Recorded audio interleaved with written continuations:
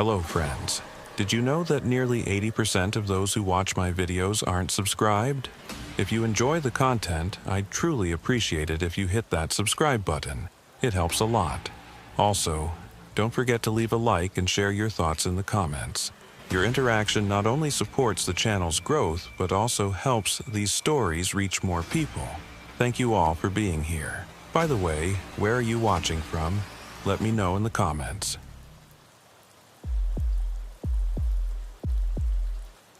I was sitting on the 12th floor of Federal Plaza in Manhattan when the phone rang. It was early morning, the light filtering through the window still grayish, as if the city couldn't quite wake itself up. The caller was a coordinator from the regional office in Queens. His tone was clipped, professional, but there was something underneath it. Hesitation, maybe, or disbelief. "Agent Carrick," he said. "We have a situation that requires your attention." I'd been with the Bureau for 11 years, long enough to know that when a coordinator calls you directly instead of sending an email, it's never routine. I grabbed my jacket from the back of my chair and asked him what we were dealing with. "A witness," he said, "from the Castellano case." The name hit me like cold water. The Castellano case had been closed for 7 years. Vincent Castellano, a mid-level money launderer for the Genovese family, had been found dead in his Astoria apartment in 2018. A single gunshot to the back of the head, execution style. We'd had one witness, a man named Adrian Kelch, who'd been coming out of the building's service entrance when he saw 2 men leaving Castellano's unit. Kelch had given us descriptions, worked with a sketch artist, even agreed to testify. Then 3 months before trial, Adrian Kelch drove his car into the East River off the Queensboro Bridge. His body was never recovered, but the dive team found the vehicle. The doors were locked from the inside. No signs of foul play. The case collapsed without him, and Castellano's killers walked. "What about the witness?" I asked. There was a pause on the line. "He walked into the 114th precinct an hour ago. Says his name is Adrian Kelch. Says he wants to finish his testimony." I was in Queens 40 minutes later. The precinct house on Astoria Boulevard was one of those old brick buildings that smelled like decades of coffee and paperwork. A sergeant met me at the desk and led me back through a warren of cubicles to an interview room. He didn't say much, but I could see it in his face. Whatever was behind that door had rattled him. The room was small, fluorescent lights humming overhead. Sitting at the metal table was a man I recognized from photographs. Thin face, receding hairline, wire-rimmed glasses. He wore a gray windbreaker and dark jeans, his hands folded on the table in front of him. He looked up when I entered, and I saw his eyes were clear. Calm. "Mr. Kelch," I said, taking the seat across from him. "I'm Agent Miles Carrick with the FBI. "I remember you," he said quietly. His voice was exactly as I remembered it from our interviews in 2018. Soft, measured. "You were the one who took my statement." I opened my notebook, keeping my expression neutral. "Mr. Kelch, I need to ask you some questions. Where have you been for the last 7 years?" He looked down at his hands. "I don't know how to explain it. Try." "I've been here," he said. "In the city. I know you think I'm dead. I know about the bridge, the car. But I've been here the whole time." I studied his face. He didn't look 7 years older. If anything, he looked younger than he had in 2018. His skin was smooth, unlined. No gray in what remained of his hair. The photographs we'd used during the original investigation showed a man pushing 40, worn down by shift work and stress. The man sitting across from me could have been in his early 30s. "Mr. Kelch, we recovered your vehicle from the East River. Your wallet, your identification, everything was inside. We have evidence that places you at the scene of your own death." "I know," he said. and there was something in his voice, not quite sadness, something else. I can't explain that, but I'm here now, and I want to finish what I started. Those men I saw, the ones who killed Mr. Castellano, I can identify them. I can testify. I made him go through the whole story again. The night he'd seen the two men leaving Castellano's apartment, the descriptions he'd given, the threats he'd received afterward, the fear that had made him agree to protective custody. He remembered every detail, recited them with the same precision he'd shown 7 years ago. It should have been reassuring. Instead, it made something in my chest tighten. When we finished, I excused myself and stepped into the hallway. I called our field office and requested a forensic specialist. If this man really was Adrian Kelch, we'd need to verify it. Fingerprints, dental records, anything that could prove identity beyond doubt. Dorian Glade arrived 90 minutes later. He was a tall man with silver hair and the kind of methodical patience that made him perfect for evidence analysis. I'd worked with him on a dozen cases. He set up his equipment in a corner of the interview room without saying much. Just gave Kelch a professional nod and got to work. The fingerprinting took 10 minutes. Glade scanned the prints directly into his laptop and ran them through the database while I watched over his shoulder. The match came back within seconds. Adrian Michael Kelch, 10-point match. Certainty, 100%. Glade looked at me, and I saw my own confusion reflected in his face. "That's impossible," he said quietly. "Run it again." He did. Same result. We tried different fingers, different angles. Every single print came back as a perfect match for Adrian Kelch. Glade pulled up the original prints from 2018 and laid them side by side with the new scans on his screen. Identical. "Agent Carrick," Glade said, keeping his voice low. "I've been doing this for 23 years. I've never seen a false positive on a 10-point match, let alone multiple matches across different fingers. This is Adrian Kelch." But it couldn't be. I'd read the accident report myself. The car had been submerged for 6 hours before the dive team reached it. The doors locked from inside. Even if Kelch had somehow escaped, even if the whole thing had been an elaborate fake, he'd have aged. 7 years should have changed him. When I went back into the interview room, Kelch was sitting in the same position, hands folded, staring at nothing. He looked up when I entered, and for just a moment I thought I saw something in his eyes. A flicker of something that wasn't quite human. "We've confirmed your identity," I told him. "You are Adrian Kelch." He nodded slowly. "I know who I am." "Then you need to explain to me how you're sitting here." "I can't," he said simply. "I wish I could." We kept him at the precinct that night. I had too many questions and no answers. The sergeant gave us access to one of their holding cells, not because Kelch was under arrest, but because I didn't know where else to put him. He didn't object, just asked for a glass of water and said he'd wait as long as we needed. I spent the next 6 hours making calls, pulling records, trying to find some rational explanation. The medical examiner's office confirmed they'd never received a body, but that wasn't unusual for an East River drowning. The current could carry remains for miles, out to sea, where they'd never be found. The vehicle recovery team sent me their photographs from 2018.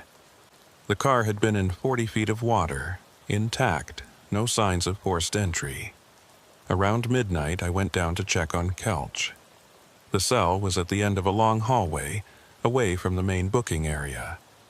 When I got there, I found the officer who was supposed to be keeping watch standing outside the door, his face pale. "Agent Carrick," he said, "you need to see this." He opened the cell door. Kelch was sitting on the bench against the wall, exactly where I'd left him. But the fluorescent light above him was flickering, casting strange shadows across his face, He didn't seem to notice. "How long has the light been doing that?" I asked. "About an hour," the officer said. "I called maintenance, but they said all the lights in this wing are fine. It's just this one cell." I stepped inside. The temperature felt wrong. Not cold exactly, but empty.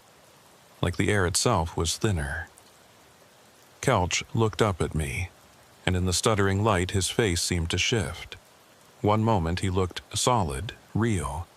The next he seemed almost translucent, like I could see through him to the wall behind. "Mr. Kelch," I said, "how do you feel?" "Tired," he said. "It's hard to stay here." "What do you mean, stay here?" He didn't answer, just looked down at his hands again. In the flickering light, I couldn't tell if they were shaking or if it was just an illusion. I left him there and went back upstairs. Dorian Glade was still in the interview room, reviewing the fingerprint data on his laptop. He looked exhausted. "Find anything?" I asked. He shook his head. "The prints are real, Miles. I've checked them against every database we have access to. This is Adrian Kelch, but there's something else." He turned his laptop toward me. On the screen were 2 photographs of fingerprints side by side. "This is the print we took in 2018, he said, pointing to the left image. "And this is from tonight." They looked identical to me. "What am I missing?" "The aging," Glade said. "Fingerprints change over time. Not the pattern itself, but the ridge detail, the depth, the clarity. These prints are identical, Miles, not similar. Identical. Down to the microscopic level. It's like no time has passed at all." "That's not possible." "I know." He closed the laptop. "But that's what the evidence shows." I thanked him and told him to go home, get some rest. He gathered his equipment and left, but I could see the unease in his posture. This case was getting under his skin the same way it was getting under mine. I found a desk in an empty office and started going through the original case files again. The witness statements, the crime scene photos, the surveillance footage from the building. Everything pointed to a straightforward mob hit. Vincent Castellano had been skimming money, and his associates had eliminated the problem. Adrian Kelch had been an accidental witness, wrong place at the wrong time. At 3 in the morning, I found something I'd missed before. A security camera recording from the night Kelch's car went into the river. The footage was grainy, taken from a camera mounted on the bridge itself. It showed Kelch's Honda Civic approaching from the Manhattan side, slowing near the center span, then suddenly accelerating toward the railing. The car smashed through the barrier and disappeared into the water below. I watched it 5 times. There was no question it was Kelch's vehicle. The license plate was clearly visible. But something about the footage bothered me. I couldn't see inside the car. The windows were dark, almost black, even though the bridge lights should have illuminated the interior. I called the traffic camera division and asked them to send me the original digital file. They said it would take a few hours, that I'd have it by morning. When dawn started breaking over Queens, I went down to the holding cell again. The officer on duty said Kelch hadn't moved all night, hadn't asked for anything, hadn't slept. He just sat there in the flickering light. I opened the cell door and stepped inside. Kelch looked up at me, and for the first time, I saw fear in his eyes. "Agent Carrick," he said quietly, "I don't think I can stay much longer." "What do you mean?" "The light," he said, gesturing at the stuttering fluorescent above us. "It's getting harder to be in it, to be seen." A chill ran down my spine. "Mr. Kelch, I need you to be straight with me. What happened to you 7 years ago?" He was quiet for a long moment. When he spoke, his voice was barely above a whisper. "I went into the water," he said. "I remember the cold, the dark. And then I was here again, but not quite here. Not quite anywhere. He looked at his hands, flexing his fingers slowly. Sometimes I think I never came back up. We moved Couch to a safe house in Flushing the next morning. It was a nondescript 2-story building wedged between a Chinese restaurant and a dry cleaner, the kind of place the Bureau used for witnesses who needed to disappear for a while. I had 2 agents stationed outside and another monitoring the security cameras. Whatever Couch was, whatever had happened to him, I needed to keep him contained until I could figure it out. Dorian Glade came by around noon with more test results. We sat in the safe house's small kitchen while Couch remained upstairs in the bedroom, away from the windows. Glade spread a series of printouts across the table. I ran a full DNA analysis, he said, pointing to columns of data I could barely understand. It matches samples we had on file from 2018, but there's something strange. More strange than a dead man walking, I said. He didn't smile. The cellular degradation is wrong. DNA breaks down over time, especially if someone's been through physical trauma or environmental stress. But Couch's DNA shows no signs of aging. It's pristine, like it was frozen in time 7 years ago. I stared at the printouts, trying to make sense of it. Could the samples be contaminated? I thought of that. I ran the tests 3 times, used different samples, same results. Glade leaned back in his chair. Miles, I don't know what we're dealing with here, but it's not following any biological rules I understand. After he left, I went upstairs to check on Couch. I found him sitting on the edge of the bed, staring at the wall. The afternoon sun was streaming through the window, and I noticed he was sitting just outside the beam of light, in shadow. "Mr. Couch," I said from the doorway, "do you mind if I ask you some questions?" He turned slowly. Of course. I pulled a chair from the corner and sat down, keeping some distance between us. "Tell me about the threats you received back in 2018, before you agreed to protective custody." "Phone calls," he said. "Always at night. They told me to forget what I saw, that I'd have an accident if I didn't. Standard intimidation. Did you recognize the voices?" "No. They were always muffled, like someone was holding cloth over the phone." "And the night you drove into the river, do you remember that?" His face went blank for a moment. "Yes and no. I remember being afraid. I remember thinking I needed to get away, that nowhere was safe. I remember getting in the car, starting to drive." He paused, his eyes distant. "After that, it's confused. Dark, cold, and then waking up, but not waking up. Being here, but not being here. Mr. Couch, I need you to think very carefully. Is there any possibility someone drugged you that night? Forced you off the bridge?" "I don't think so, but I can't be sure." He looked at me directly. "Agent Carrick, do you believe in things that can't be explained?" The question caught me off guard.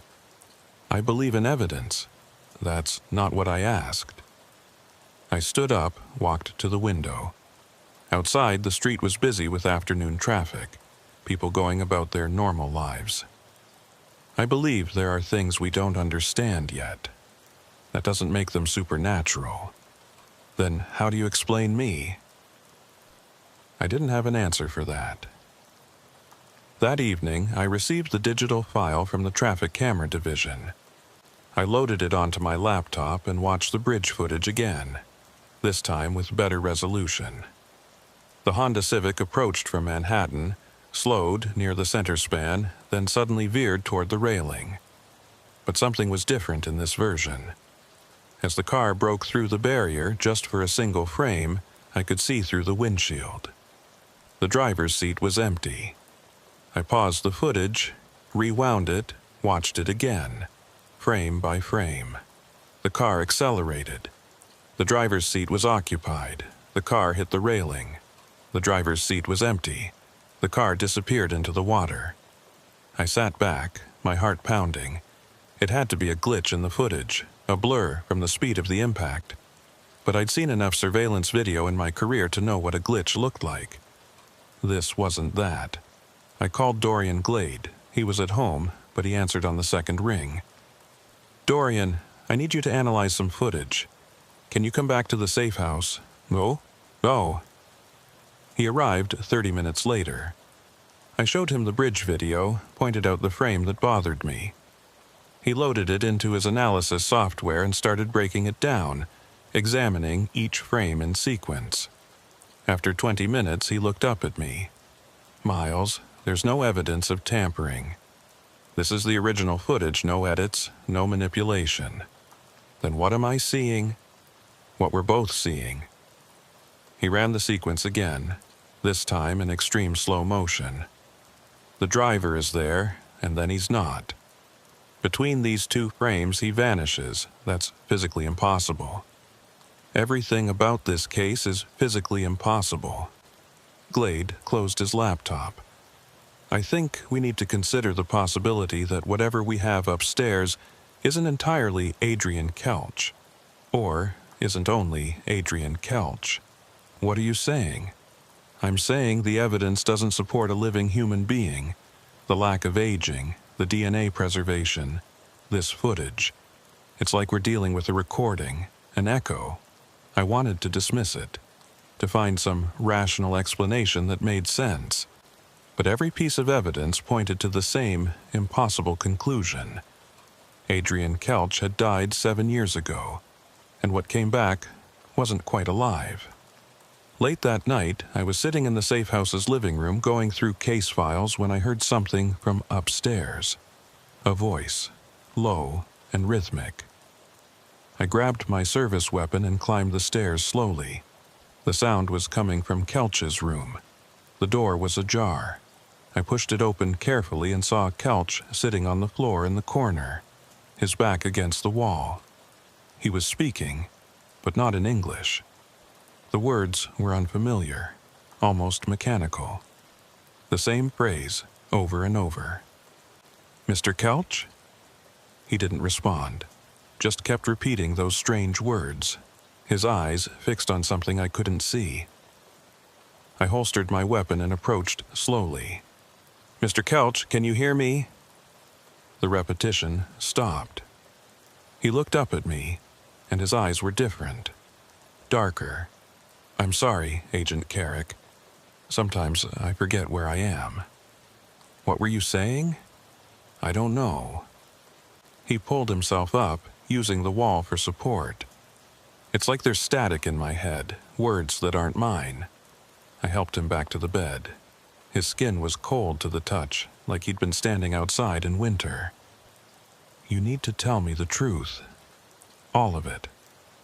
What really happened 7 years ago?" He sat on the edge of the bed, his shoulders slumped.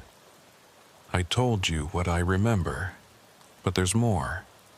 Things I see sometimes when I close my eyes. The water, yes, but also a room. White walls. Voices asking me questions. And then nothing. Just dark for a long time.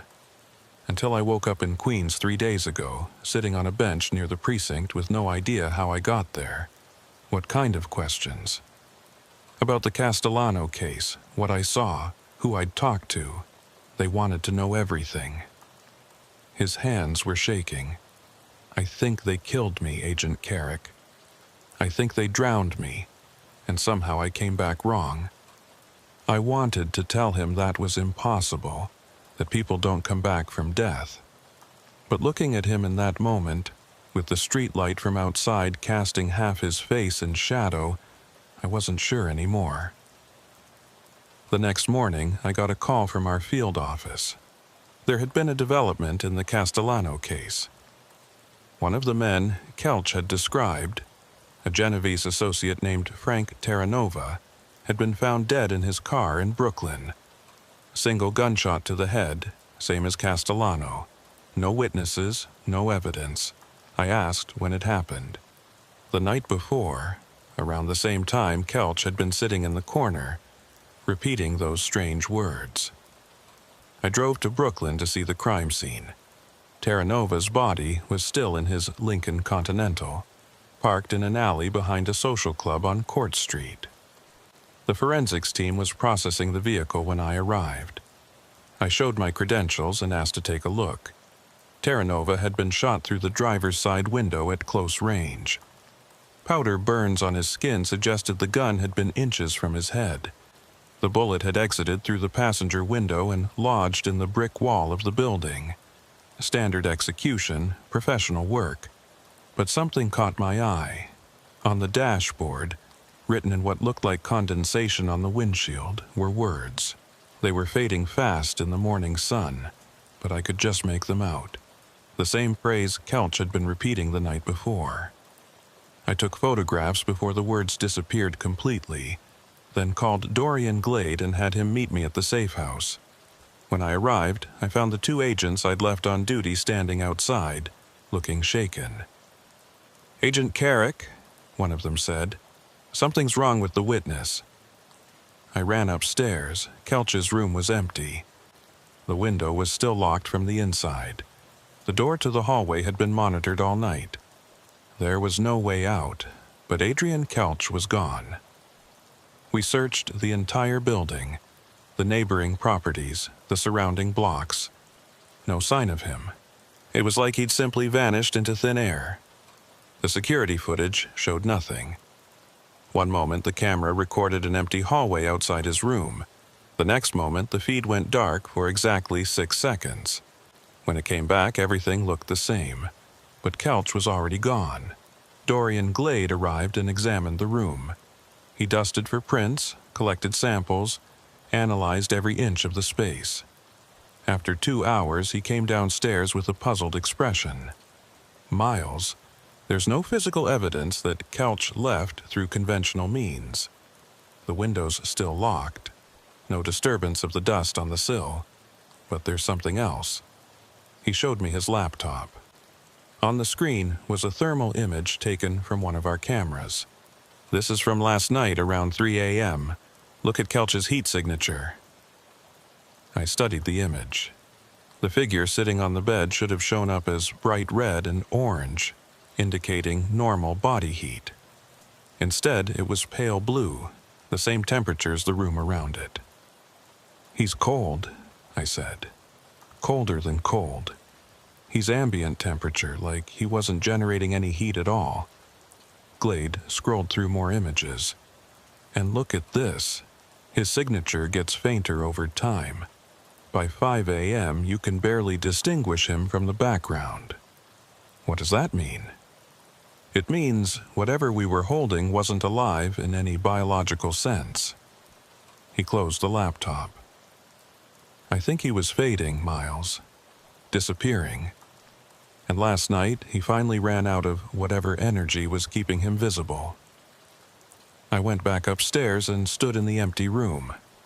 The afternoon light was streaming through the window now, illuminating dust motes in the air. I thought about Kelch sitting in this space, slowly becoming less real, less there, fighting to maintain some kind of existence in a world that had already let him go. On the wall opposite the bed, I noticed something I'd missed before. Scratch marks, faint but deliberate, forming letters. I can't stay in the light. The Bureau wanted to close the case. As far as they were concerned, we'd been chasing a ghost. Literally or figuratively, it didn't matter. Adrian Kelch's fingerprints were real, his DNA was real, but the man himself had vanished, and there was no reasonable way to explain any of it. The brass decided it was better to file everything away and forget it happened, but I couldn't let it go. Frank Terranova's murder bothered me. The timing was too precise, the method too similar to Castellano's execution, and those words on the windshield, the same phrase Kelch had been repeating in his room, suggested a connection I couldn't ignore. I spent the next week digging into the original case files, looking for anything I might have missed 7 years ago.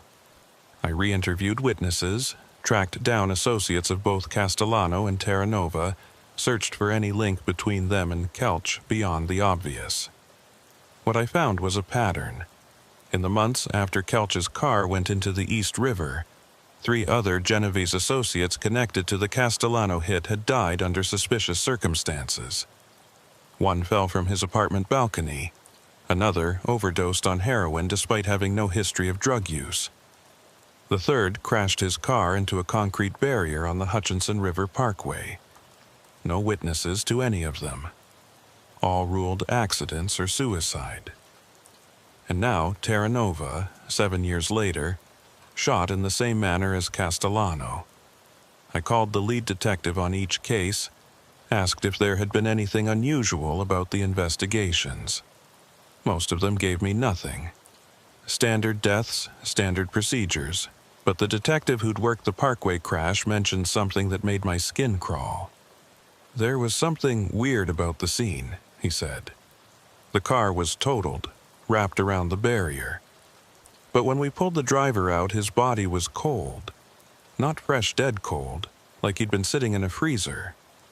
Medical examiner said it was just the temperature that night, but I don't know. It felt wrong. After I hung up, I sat in my office and stared at the caseboard I'd constructed. Photographs of all the dead men. Timelines, connections drawn in red marker. In the center was Adrian Kelch's photo from 2018, his face calm and unremarkable. I thought about what Dorian Glade had said. An echo, a recording playing itself out. What if Kelch hadn't come back to testify? What if he'd come back to finish something he'd started? That night, I returned to the 114th precinct and asked to see the holding cell where we'd first kept Kelch. The sergeant on duty let me in, though he seemed reluctant. Some of the officers don't like going down there anymore, he said. They say the lights still flicker. I walked down the hallway alone. The precinct was quiet, most of the day shift gone home. The fluorescent lights hummed overhead, steady and bright. But when I reached Kelch's cell at the end of the hall, the light inside was stuttering, casting rapid shadows across the empty space. I stepped inside. The temperature dropped immediately, that same empty coldness I'd felt before. On the bench where Kelch had sat, I could see a faint outline in the dust, as if someone had been there recently. But no one had used this cell in days. I took out my phone and started recording video, panning slowly around the space. On the playback, I could see something I couldn't see with my naked eyes. A distortion in the air near the bench, like heat shimmer, but cold. It flickered in time with the malfunctioning light. I backed out of the cell and called Dorian Glade. I need you to bring your thermal camera to the 114th precinct, now. He arrived 40 minutes later. We set up his equipment in the cell, recording thermal and video simultaneously. What we captured made both of us fall silent. The thermal camera showed a figure sitting on the bench. Pale blue, barely distinguishable from the background, but unmistakably human-shaped. It didn't move, didn't react to our presence, just sat there in the flickering light. "Is that him?" Glade whispered. "I think it's a residue," I said. "Like a stain, something left behind." We watched for 20 minutes. The figure never moved. But then, so faintly I almost missed it, I heard a voice. The same words Kelch had been repeating. The same phrase from Terranova's windshield. I pulled out my phone and recorded the audio. Later, I'd send it to a translator, someone who could identify the language. But even then, standing in that cold cell with Dorian beside me, I had a sinking feeling I knew what it meant. The translator got back to me the next day. The phrase was in Italian, old dialect, barely recognizable. It translated roughly to, "The debt is paid." I thought about the men who'd died, all of them connected to Castellano's murder, all of them responsible, in some way, for what happened to Adrian Kelch. And now, 7 years after his death, something was still settling accounts. I went back to the safe house in Flushing, even though I knew Kelch wouldn't be there. The agents had cleared out. The building returned to its usual anonymous emptiness.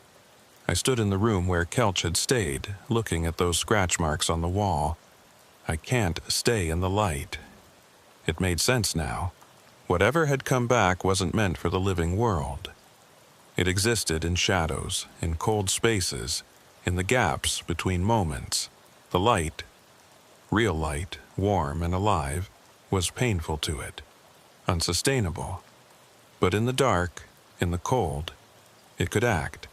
It could move. It could finish what needed to be finished. I pulled the Castellano case files one more time and made a list of everyone involved. Every associate, every witness, every person who'd known about the hit. Most of them were dead or in prison. But there were 2 names left, 2 men who'd been suspected but never charged. Vincent DeLuca and Anthony Rossi. Both Genovese soldiers. Both connected to the Castellano murder through wiretaps and informant testimony, but never enough evidence to prosecute. I tried to call them, to warn them. DeLuca's phone went straight to voicemail. Rossi's number was disconnected. I drove to DeLuca's last known address, an apartment in the Bronx. The super let me in after I showed my credentials. The apartment was empty, cleaned out, but in the bedroom, I found something that made my blood run cold.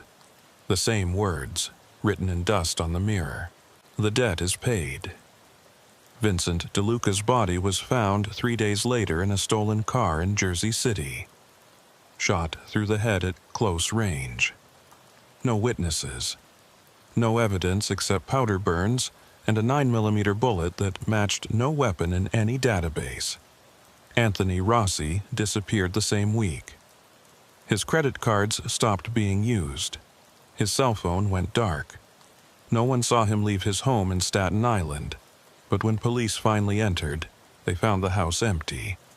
And in his basement office, on the wall above his desk, those same words scratched into the paint. The debt is paid. The last time I saw anything I could attribute to Adrian Kelch was 3 weeks after Rossi vanished. I was working late in my office at Federal Plaza, reviewing reports, when the lights in my section flickered. Just once, a quick stutter. I looked up and saw him standing in the doorway. He looked different than before. More transparent, like I was seeing him through frosted glass. His features were blurred, indistinct, but his eyes, those were clear. They met mine with something that might have been recognition or might have been goodbye. "Mr. Kelch," I said, standing up slowly. "Are you really there?" He didn't answer, just stood there in the doorway, flickering in and out of sight with the rhythm of the fluorescent lights. Then he opened his mouth and I heard that phrase one more time, whispered so quietly I almost missed it. "The debt is paid." And then he was gone. The lights steadied. The doorway was empty. And when I checked the security cameras later, there was nothing. Just 6 seconds of darkness, the same gap that had appeared in the safe house footage. I never saw Adrian Kelch again, but sometimes, late at night, I'll be reviewing old cases and the lights will flicker. Just once. And I'll feel that cold, empty air around me, the sensation of something passing through on its way to somewhere else. The Castellano case officially closed 6 months after Kelch's final disappearance. The brass were satisfied that all loose ends had been tied up one way or another. The men responsible for witness intimidation and murder were dead. Justice had been served, even if the method was unorthodox. I kept the case file in my desk drawer. Sometimes I'd pull it out late at night and go through it again, searching for some detail I might have missed, some rational explanation for what had happened. But there was never anything new, just the same impossible facts, the same evidence that defied explanation.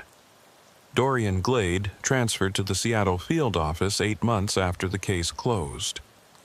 We'd have coffee occasionally before he left, talk about other cases, normal investigations. But we never discussed Adrian Kelch. It was as if some unspoken agreement existed between us that certain things were better left unexamined. The night before his transfer, Glade stopped by my office with something in his hand. A small evidence bag containing a single item, the audio recording I'd made in the precinct cell, the whispered phrase in Italian. I had it analyzed one more time, he said, setting it on my desk. By a specialist in acoustic forensics. He found something in the background noise underneath the voice. What kind of something? Water, Glade said. The sound of water moving fast, like a river. And something else, a car alarm, the same model as Kelch's Honda, playing on loop, over and over. We looked at each other for a long moment. He's still down there, I said quietly, in the East River. Whatever came back, whatever we saw, it wasn't separate from his body.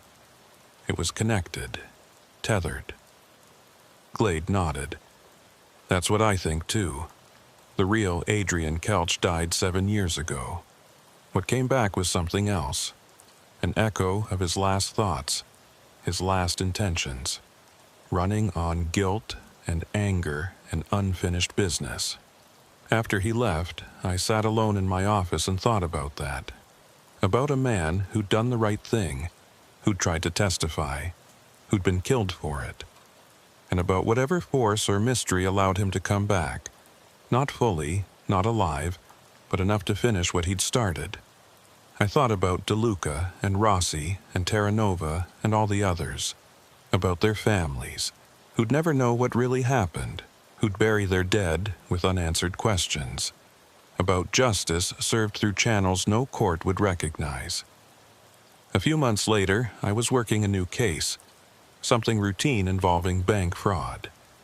I needed to review some old surveillance footage from a building in Queens, and I found myself near the 114th precinct. On impulse, I stopped in, asked to see that holding cell one more time. The sergeant remembered me. The cell with the bad light? Yeah, it's still there. We don't use it anymore. Too many complaints. He led me down the familiar hallway. The fluorescent above the cell was still flickering, that same irregular pattern. I stepped inside and immediately felt that cold, empty air. But something was different. The cold wasn't as intense. The flickering seemed slower, less urgent. I pulled out my phone and recorded thermal video like I'd done before. The figure on the bench was still there, but fainter now, nearly transparent even on the thermal camera, fading. I watched it for a while, this remnant of Adrian Kelch slowly disappearing from the world. Whatever debt he'd felt obligated to pay was settled. Whatever tether had held him here was finally loosening. Before I left, I did something I couldn't quite explain. I spoke to the empty cell, to the fading figure I could only see through a camera. "Thank you," I said, "for finishing it, for not letting them get away with it." The flickering stopped for just a moment. The light held steady, and then resumed its irregular pattern. I never went back to that cell again, but I heard from other officers that eventually, about a year later, the light stopped flickering. It just worked normally one day, like it had never been broken. Some said maintenance finally fixed it. But I knew better. Adrian Kelch was finally truly gone. I still keep the case file in my desk, not as an active investigation, but as a reminder that sometimes justice takes forms we don't understand, that sometimes the answers we seek are beyond the reach of evidence and procedure. And sometimes, when I'm working late and the office is empty, the lights will flicker, just once. And I'll look up expecting to see him standing there in the doorway, that blurred figure from beyond death. But there's never anything there, just shadows and fluorescent hum and the ordinary darkness of a New York night. Still, I find myself listening, waiting for that whispered phrase in Italian. the sound of old debts being settled in ways no living person could manage. Because I learned something from the Kelch case, something that stayed with me through all the years since. Some things refuse to stay buried. Some wrongs demand correction, even from beyond the grave. And sometimes the line between justice and vengeance becomes so thin that it disappears entirely, leaving only the cold certainty that accounts must be balanced. The last entry in the Castellano case file is a single sentence I added myself, written in the margin of the final report. Witness deceased, testimony complete. It's the only true thing I can say about what happened. Adrian Kelch died in 2018 when his car went into the East River. But his testimony continued for 7 more years, delivered not in a courtroom but in darkened alleys and empty cars, spoken not in English but in the universal language of final judgment. I've never told anyone the full story. This report exists only in my personal files, not in any official bureau database.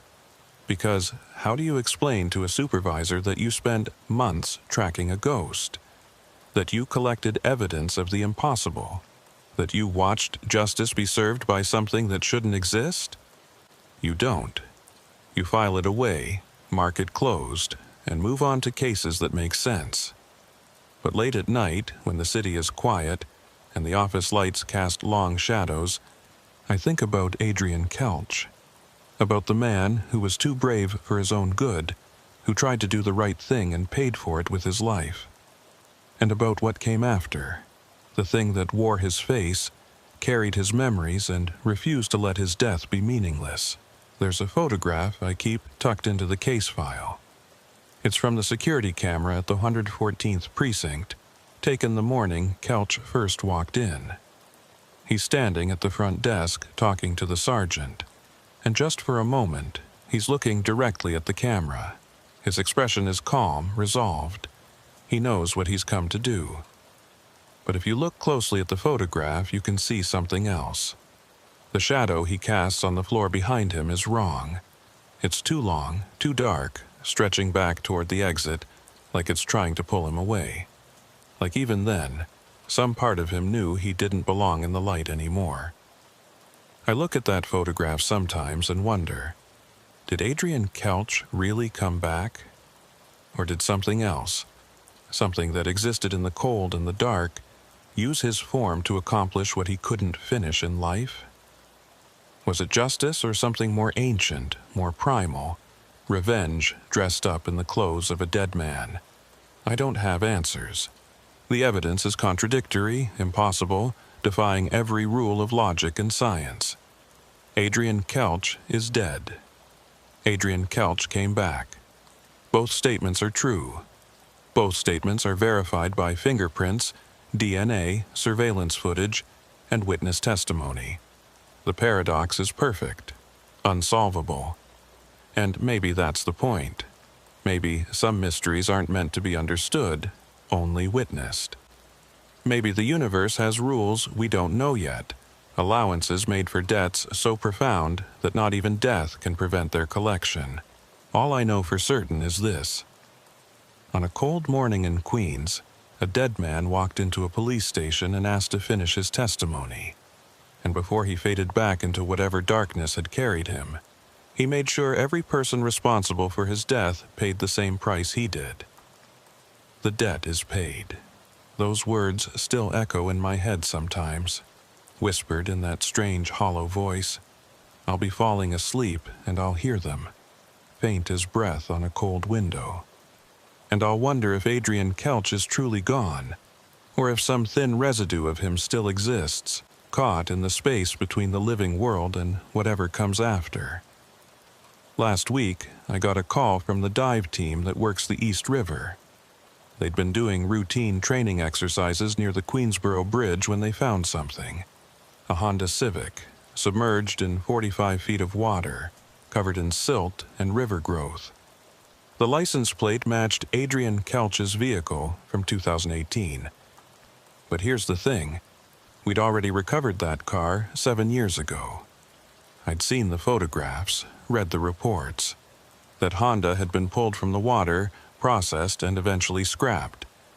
Yet here was another one, in almost the exact same location, buried in sediment that suggested it had been there for at least a decade.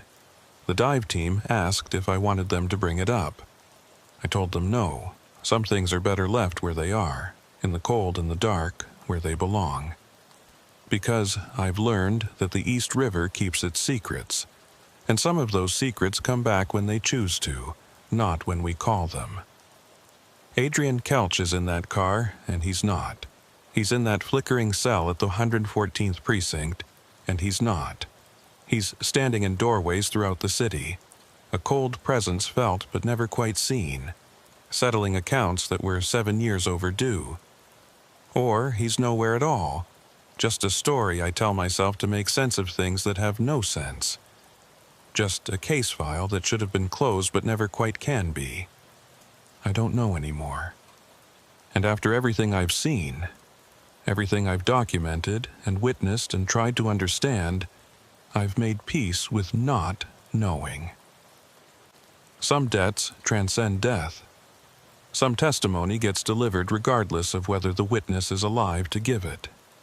And sometimes, late at night in a Manhattan office building, the lights flicker and a cold wind passes through, and you realize that the boundary between here and gone is thinner than you ever wanted to believe. Adrian Kelch came back to finish what he started. And when his work was done, he returned to the cold water that had claimed him, leaving behind only questions and flickering lights and the unsettling certainty that justice, when denied, finds its own way forward. The debt is paid. The testimony is complete. The case is closed. But I still keep that evidence bag in my desk drawer, the audio recording with the whispered Italian and the sound of water underneath. And sometimes, when the office is empty and the city sleeps, I'll play it back and listen to that hollow voice speaking words of finality from beyond the grave. And I'll think about Adrian Kelch, wherever he is now, dissolved into river water and darkness and the cold space between moments. Still watching, still waiting, still ensuring that those who escape justice in life don't escape it forever. Because that's what I learned from this case. That's what keeps me awake some nights, staring at the ceiling, listening to the building settle around me. Death is not always the end. Sometimes it's just a different beginning, a different kind of testimony, a different way of making sure the truth gets told. And in the flickering lights and cold corners of this city, in the spaces where the living world meets something else, Adrian Kelch is still speaking, still witnessing, still ensuring that debts are paid in full, even if no one living can hear him anymore, even if he's nothing but an echo, fading a little more each day. The lights just flickered in my office. Just once, barely noticeable. And for a moment, I could have sworn I felt that familiar cold, that empty air that signals something passing through. But when I looked up, the doorway was empty. The hallway beyond was silent. The building settled back into its normal sounds. HVAC, distant traffic, the hum of late-night maintenance. Just my imagination, probably. A draft from the ventilation system.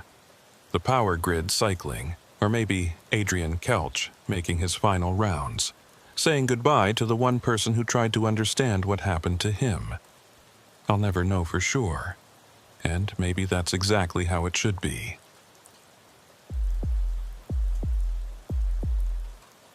The evidence locker at 26 Federal Plaza runs 24 hours a day, but nobody likes the night shift. I learned that my first week with the Manhattan field office, watching how the senior agents traded favors and pulled strings to avoid working past midnight. They said it was the fluorescent lights, the lack of windows, the way sound echoed off concrete walls at 3 in the morning. But I knew better. I'd been in the bureau long enough to recognize superstition dressed up as preference. My name is Eleonora Finch, and I've been an FBI agent for 9 years. Before that, I spent 6 years as a forensic accountant, following money trails through shell corporations and offshore accounts. Numbers don't lie, my first supervisor used to say. They tell stories that witnesses can't or won't. But sometimes, evidence tells stories nobody wants to hear. It started on a Tuesday in November. I was working a fraud case, tracking cryptocurrency transactions for a Ponzi scheme operating out of Brighton Beach. The kind of tedious work that requires silence and concentration, which is why I volunteered for the overnight shift in the evidence room. Less distraction, fewer interruptions. I was at my desk, spreadsheets covering 2 monitors, when Carmine Bellotti appeared with a cardboard box. Carmine was the evidence clerk, a short man in his 60s with careful hands and the kind of methodical personality that made him perfect for the job. He'd been with the Bureau since '95, longer than most of the agents currently in the building. "Got something for you, Agent Finch," he said, setting the box on the corner of my desk. "Just came up from the Bronx field office. Homicide case, 3 months old." I didn't look up from my screen. "Why's it coming here?" "Victims' financials. Thought you might find something relevant." He paused. "Mind if I work in here tonight? Storage bay's temperature control is acting up again, and I need to recatalog some items before they degrade." "Sure," I said, still focused on tracking a series of wallet addresses through the blockchain. "Quiet company's fine." He settled at a desk across the room with his own box of materials, and we worked in companionable silence for the next few hours. The building's HVAC hummed overhead. Somewhere distant, a security guard's radio crackled. Normal sounds, familiar sounds. Around midnight, I finally looked at the box Carmine had brought. The case file was clipped to the outside. Homicide. Victim identified as Marcus Treadwell, 34. Found in his Fordham apartment on August 15th. Shot twice in the chest. Estimated time of death between 11:30 p.m. and midnight. No forced entry. No witnesses. No suspects. I opened the box and started cataloging the contents. Wallet, cell phone, laptop, various personal effects. Standard evidence collection. Then, at the bottom, wrapped in a plastic evidence bag, I found a wristwatch. It was an old Timex, the kind with a brown leather band and a simple analog face. The crystal was cracked, and the leather was worn smooth from years of use. According to the evidence tag, it had been found on the victim's nightstand. Stopped at 11:47 p.m.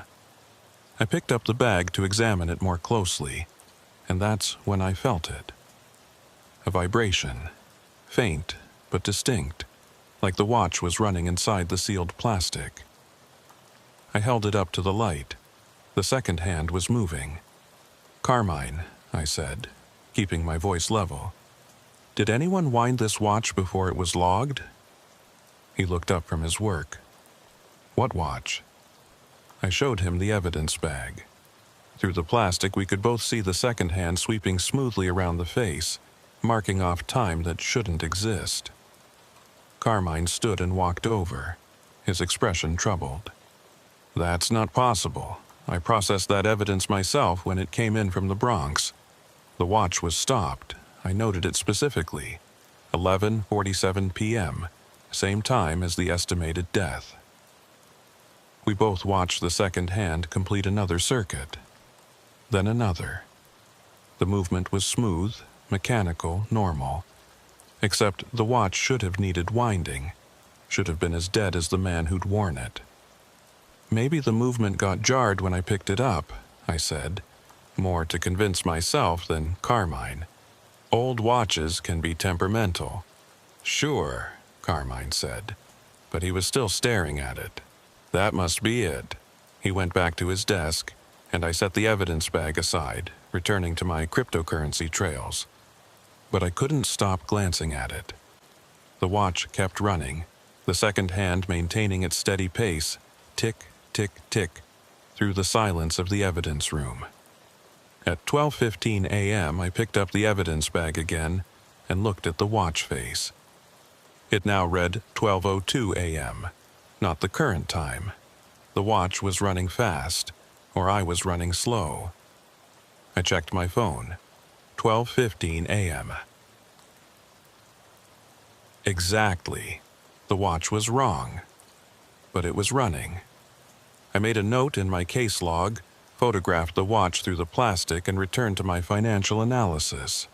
Just a quirk of an old timepiece, nothing more. Evidence rooms were full of strange items, objects that had witnessed violence or betrayal or death. Sometimes they carried a weight that felt heavier than their physical mass. Psychological projection, nothing more.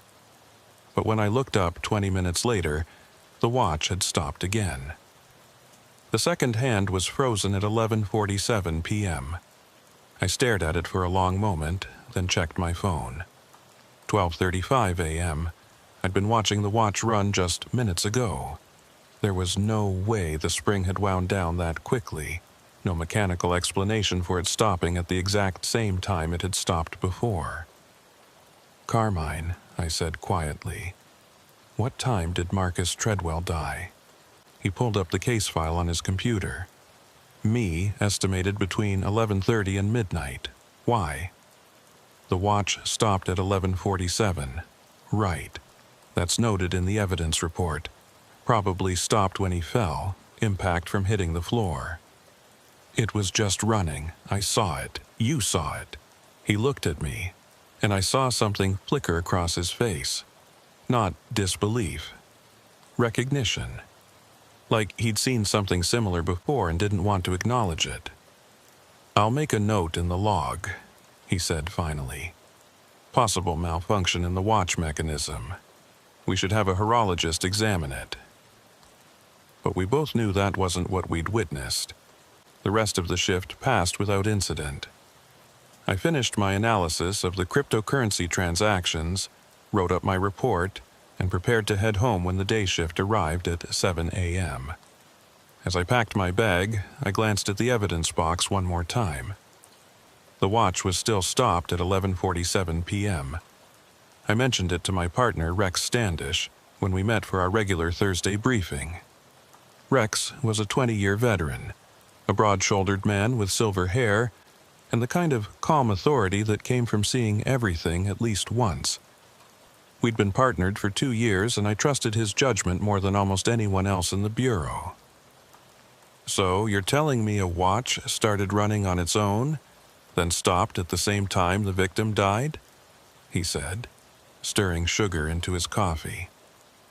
We were at a diner on 3rd Avenue, our usual spot for case discussions away from the office. I know how it sounds. It sounds like a mechanical issue with an old watch. He took a sip, studying me over the rim of his cup. "But you don't think that's what it was?" "I don't know what it was. But Carmine saw it too. We both watched the second hand moving." Rex was quiet for a moment. "You want my advice? Document it and move on. Strange things happen in evidence rooms. Objects end up in places they shouldn't. Items go missing then reappear. Most of it's got rational explanations. Human error, mislabeling, contamination. The rest," he shrugged, "the rest you learn to live with. Has something like this happened to you?" "Once," he said slowly. "About 10 years ago. Drug case. Dealer got shot in a motel room in Newark. When we processed the scene, his phone was dead. Battery completely drained. But every day at the time he died, that phone would light up in the evidence locker. Just for a few seconds, screen would glow, then go dark again. Happened for 2 weeks, then stopped. What did you do?" "Noted it in the file. Had the tech guys examine it. They found nothing wrong with the hardware. Eventually wrote it off as a malfunction." He met my eyes. "But I was there when it happened, Eleonora. I saw that screen light up with no power source, no logical reason. And I learned that sometimes evidence doesn't want to stay quiet." I thought about that conversation all day. That night, I returned to the evidence room for another overnight shift. Carmine wasn't there. He'd swapped shifts with someone, according to the schedule. I had the room to myself, just me and several thousand pieces of evidence from cases active and cold. I tried to focus on my work, but I kept thinking about the watch. Around 10 p.m., I pulled the Marcus Treadwell evidence box from the shelf and set it on my desk. The watch was still in its evidence bag, still stopped at 11:47 p.m. I photographed it again, documenting the current state for my records. Then I set up my phone to record video, pointing the camera at the watch. If it started running again, I wanted proof, something more than my word and Carmine's. The minutes crawled by. 10:30, 11 o'clock, 11:30. At 11:45 p.m., the second hand began to move. I watched, barely breathing, as the hand swept smoothly around the face. Tick, tick, tick. The sound audible even through the plastic bag. The watch ran for exactly 2 minutes. I could see the minute hand shift incrementally as the seconds accumulated. Then, at 11:47 p.m., the actual time, matching my phone's clock, the watch stopped. The second hand froze mid-sweep. The mechanism went silent. The watch was dead again. Stopped at the exact moment Marcus Treadwell had been shot 3 months earlier. I played back the video on my phone. The footage was clear, undeniable. The watch had started at 11:45 and stopped at 11:47, running for exactly 2 minutes before dying at the moment of the murder. My hands were shaking as I saved the file and backed it up to 3 different locations. This was evidence of something, though I didn't know what. A malfunction, maybe. Some peculiarity in the watch's mechanism that caused it to briefly function at a specific time each night. Except it was the exact time of death, and it ran for exactly 2 minutes, then stopped precisely when the victim had died. I sat there in the silent evidence room, surrounded by the accumulated debris of violence and crime, and realized that Rex was right. Sometimes evidence doesn't want to stay quiet. Sometimes it keeps talking long after the case is closed, telling stories in ways that shouldn't be possible. The question was, what story was Marcus Treadwell's watch trying to tell? I spent the next week obsessing over the Marcus Treadwell case. During the day, I worked my assigned cases, the cryptocurrency fraud, a wire transfer scheme, a money laundering operation in Chinatown. But at night, alone in the evidence room, I focused on the watch. I documented everything. Every night at 11:45 p.m. the watch would start running. Every night at 11:47 p.m. it would stop. The cycle never varied. I recorded video, took detailed notes, measured the temperature and humidity in the room. Nothing explained it. Carmine noticed my preoccupation. On Friday night, he brought me coffee and sat down at the desk across from mine. "You're still thinking about that watch," he said. It wasn't a question. "It keeps running," I told him. "Every night, same time." He nodded slowly, his weathered face troubled. "I've been working in evidence storage for 26 years. I've seen things I can't explain. Objects that move on their own. Items that appear in locations they were never logged into. Once, a recording from a crime scene started playing by itself, same section looping over and over." He paused. "The Bureau doesn't like us talking about it. Makes us sound unstable. But it happens. It happens," he confirmed. "Usually with violent cases, murders mostly. Like the objects carry something from the crime scene, something that doesn't want to be filed away and forgotten." "Do you believe that? That objects can carry, what, memory, intent?" Carmine sipped his coffee, considering. "I don't know what I believe, but I know what I've seen. and I know that watch bothers me more than most things that have come through here." After he left, I pulled up the Treadwell case file again and read through it more carefully. Marcus Treadwell had been a high school math teacher in the Bronx, unmarried, no children. Neighbors described him as quiet, friendly, kept to himself. No criminal record, no known enemies. His apartment showed no signs of struggle or forced entry, suggesting he'd let his killer inside. The detective assigned to the case, a 20-year NYPD veteran named Thomas Wexler, had concluded it was likely a robbery gone wrong. Treadwell's wallet had been emptied of cash, and his laptop was missing. But nothing else had been taken. No jewelry, no electronics except the laptop. The watch had been left on his nightstand, apparently worthless to the killer. I called Detective Wexler the next morning. He remembered the case immediately. "Treadwell," he said over the phone, his voice rough from years of cigarettes. "Yeah, that one still bothers me. Clean guy, no obvious motive, no suspects. We interviewed everyone in his building, all his colleagues, his family. Nobody had a bad word to say about him. The evidence report mentions his watch was stopped at 11:47. Was that significant? Not particularly. Watches stop all the time in violent encounters. Impact, movement, whatever. The ME put time of death around that same window, so it lined up. Why? You working the case? Just reviewing some evidence. Did you ever identify any suspects? We had a few persons of interest. Treadwell's ex-boyfriend, for one. Guy named Stephen Wick. They'd broken up about 6 months before the murder.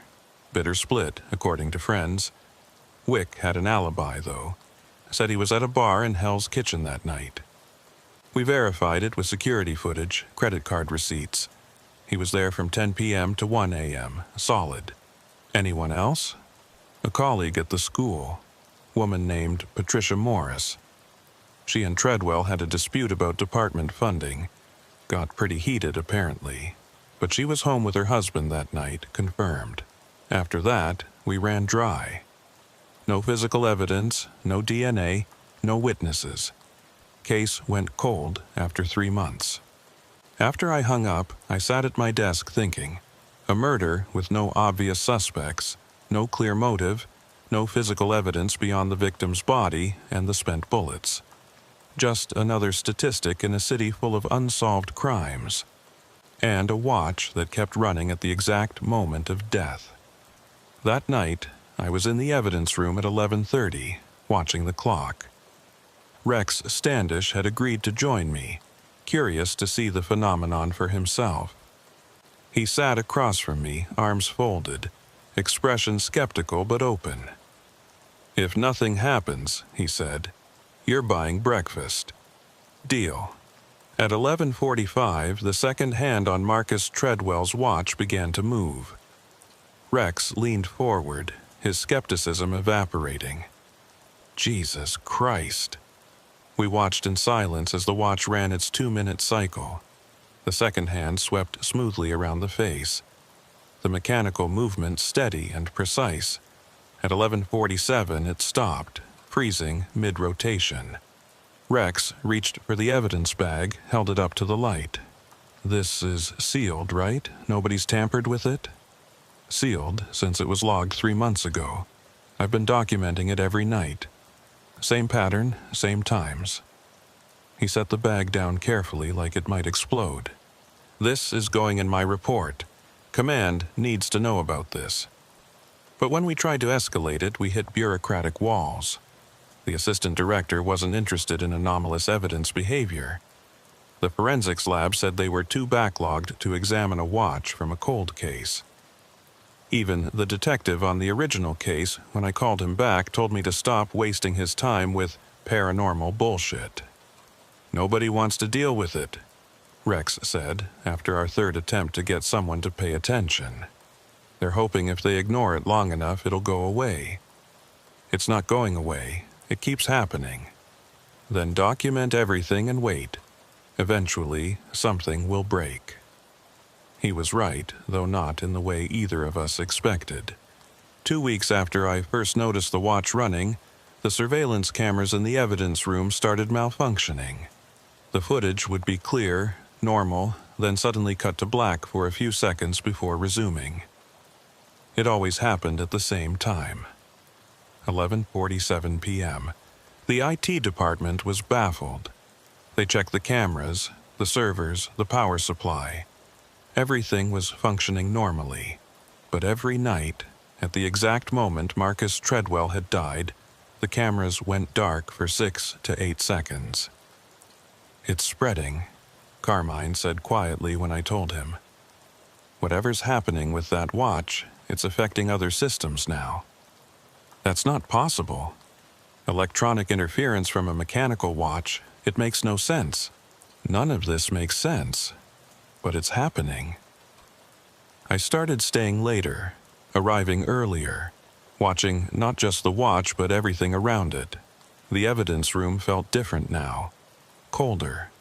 The fluorescent light seemed dimmer near the shelf where Treadwell's box was stored. Other agents avoided that section, though none of them could articulate why. And then, 3 weeks after I'd first seen the watch move, I noticed something new. The case file had changed, not dramatically. Nothing that would jump out at a casual reader. But I'd been through that file so many times I'd memorized every detail. And now, looking at the ME's report, I saw something different. The estimated time of death had been 11:30 p.m. to midnight. I was sure of it. I'd read it dozens of times. But the report now said 11:45 to 12 o'clock. I checked my own notes, my photographs of the original documents.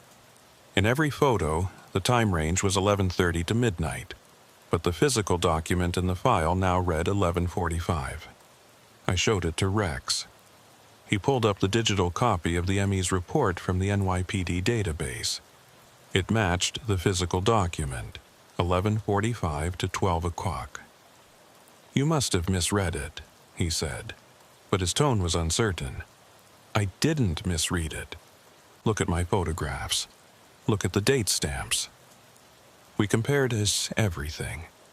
My documentation clearly showed the original time range, but every official copy, physical and digital, now reflected the later time.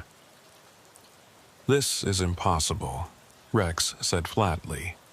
"Time of death estimates don't change, especially not in closed case files. But they have." That night, I set up multiple cameras focused on the case file itself, not just the watch. I documented every page, every detail, timestamping everything. Then I sat and waited. At 11:45, the watch started running. At 11:47, it stopped.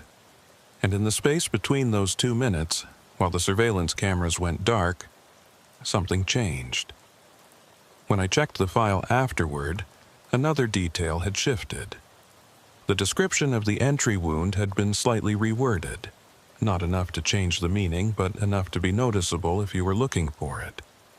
And when I compared it to my earlier photographs, I could see the original language was different. The case file was rewriting itself.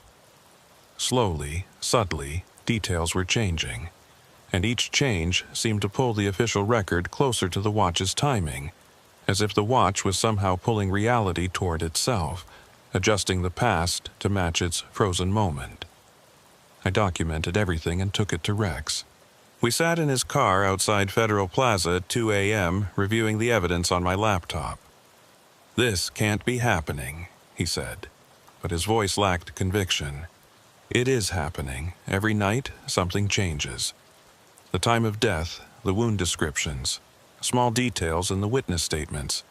It's like the case is being edited, but I can't see who's doing it or how." Rex was quiet for a long time. Finally, he said, "There's a guy in the behavioral analysis unit. Former profiler, now does consulting work on unusual cases. Not criminal profiling, the other stuff. Things that don't fit normal patterns. His name is Harold Vance. If anyone can help us, it's him." I met Harold Vance 3 days later at a coffee shop in Greenwich Village. He was in his 60s, gray-bearded, with sharp eyes that seemed to take in everything at once. Rex had briefed him on the basics, but I walked him through the details, showed him my documentation, the videos, the photographs. He listened without interrupting, taking occasional notes. When I finished, he sat back and studied me for a moment. "You understand," he said carefully, "that what you're describing violates several fundamental principles of evidence handling, forensic science, and physical reality itself. I understand, but it's happening. Show me." That night, Harold Vance came to the evidence room. He brought his own equipment: cameras, sensors, recording devices I didn't recognize. We set everything up around the Treadwell evidence box and waited. At 11:45, the watch started running. Vance's sensors immediately began registering anomalies: temperature drops, electromagnetic fluctuations, something he called temporal displacement markers, though he didn't elaborate on what that meant.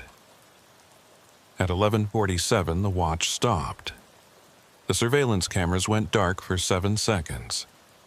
And when Vance checked his own equipment afterward, he found something that made him go very still.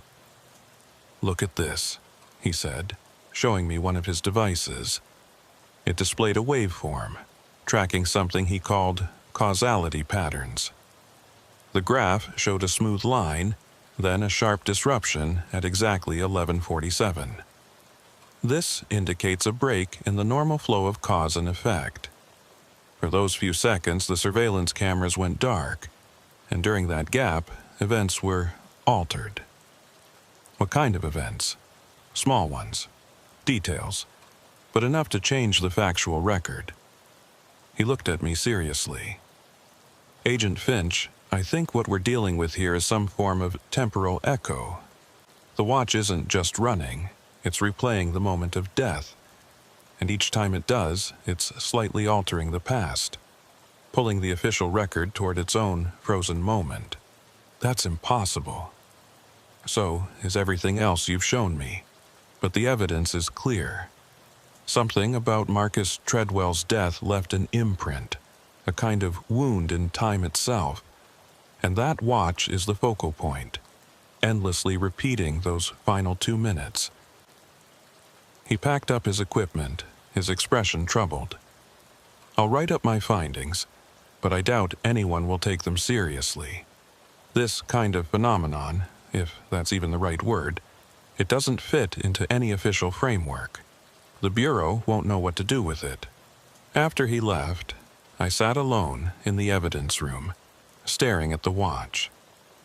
It sat there in its evidence bag, stopped at 11:47, innocent and mundane. Just an old Timex, worn smooth by years of use. But every night, for 2 minutes, it came back to life. And every time it did, it changed something. Small details in the case file. Minor alterations to the official record. The question I couldn't answer was why. What was the watch trying to do? What was Marcus Treadwell's death trying to tell us? The answer would come soon enough. But when it did, I'd wish I'd left the watch alone in its evidence bag, stopped forever at the moment of its owner's death. The alterations to the case file accelerated. What had started as minor changes, a shifted time estimate, slightly reworded descriptions, became more substantial. Witness statements that I'd photographed just days earlier now contained different details. The crime scene diagram showed the body in a slightly different position. The ballistics report listed a different angle of entry for one of the bullets. I documented everything obsessively, taking photographs of the physical files every day, comparing them to my earlier documentation. The changes were undeniable. The case file was being rewritten, one detail at a time, and the only common factor was the watch and its nightly 2-minute run. Rex and I brought Harold Vance back for another observation. This time, he focused his equipment on the physical case file itself sensors pointed at the documents while we waited for 11:45. When the watch started running, Vance's equipment lit up like a Christmas tree. He gestured frantically at one of his screens, which showed what looked like heat signatures moving across the surface of the documents. "Do you see that?" he whispered, though we were alone in the evidence room. "It's like the text is being rewritten in real time." I leaned over his shoulder, watching the thermal display. Hot spots appeared and disappeared on the pages, moving slowly across the text. When I looked at the actual documents, I couldn't see anything changing, but Vance's sensors were recording something invisible to the naked eye. At 11:47, the watch stopped. The surveillance cameras went dark for 8 seconds, longer than before. When they came back online, Vance immediately checked the case file. "Here," he said, pointing to a sentence in the detective's initial report. "This is new. This wasn't here an hour ago." He was right. The sentence described a witness who'd heard arguing from Treadwell's apartment around 11:40. I checked my photographs. In every previous version, that witness hadn't mentioned hearing anything unusual. "The file is retroactively creating evidence," Vance said quietly, "building toward something. Each night, it adds new details, changes existing ones. It's constructing a different version of events. But why? What's the point? I don't know. But whatever happened to Marcus Treadwell, his death left an imprint powerful enough to manipulate physical reality, and that watch is the mechanism, ticking away toward some conclusion we haven't seen yet." That night, after Vance left, I couldn't sleep. I kept thinking about the case file, about how it was changing. The new details weren't random. They were coherent, logical, building on each other. It was as if the watch was telling us a story, one detail at a time, rewriting the past to reveal something that had been hidden. The next morning, I went back to the original detective and asked about the witness who'd heard arguing. Detective Wexler sounded confused on the phone. "What witness?" "We didn't have anyone report hearing arguments." "It's in your initial report. A neighbor? Apartment 3B heard raised voices around 11:40. There was a pause. "Agent Finch, I wrote that report myself. There was no such witness. Nobody heard anything unusual that night. Could you pull up your copy and check?"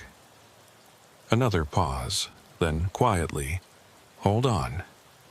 I waited, listening to the sound of keyboard typing.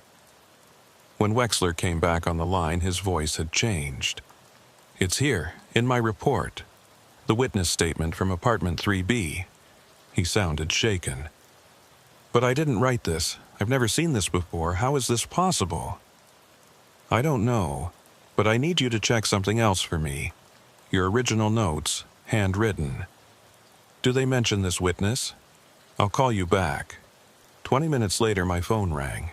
Wexler's voice was tight, controlled panic barely contained. "My notes don't mention it, but my typed report does. And when I pulled up the digital copy from our database, it's there too, like it's always been there. Someone could have hacked the database and replaced the physical copy in my file cabinet and changed my typed report in a sealed case folder." He took a shaky breath. "Agent Finch, what the hell is going on with this case?" I couldn't tell him about the watch. He'd think I was insane. Instead, I thanked him and ended the call, my mind racing. The changes weren't just affecting our evidence room copies. They were propagating backward through time, altering documents in multiple locations, both physical and digital. Somehow, the watch wasn't just rewriting our case file. It was rewriting history itself. I called Rex and told him everything. He listened in silence, then said simply, "We need to see what it's building toward. Tonight, we watch the file continuously. Document every change, no matter how small." That night, Rex, Carmine, and I gathered in the evidence room at 11 p.m. We had 6 cameras set up, all focused on the open case file. We photographed every page, time-stamping everything. Then we waited. At 11:45, the watch started running. The temperature in the room dropped noticeably. The fluorescent lights dimmed, and on the pages of the case file we saw something that made my blood run cold. The text was moving. Not obviously, you had to stare directly at it to see. But individual letters were shifting, rearranging themselves. Words were being inserted and deleted. Whole sentences were rewriting themselves in real time. We watched, transfixed, as the crime scene report transformed before our eyes. The estimated time of death shifted again, now reading 11:44 to 11:48. A new witness appeared in the statement list, someone from apartment 4C who'd seen a man leaving Treadwell's building at 11:48. And then, most disturbing of all, a new piece of evidence was documented. A partial fingerprint on the doorframe, missed in the original collection, now identified as belonging to Stephen Wick, Treadwell's ex-boyfriend. At 11:47, the watch stopped. The surveillance cameras went dark for 10 seconds.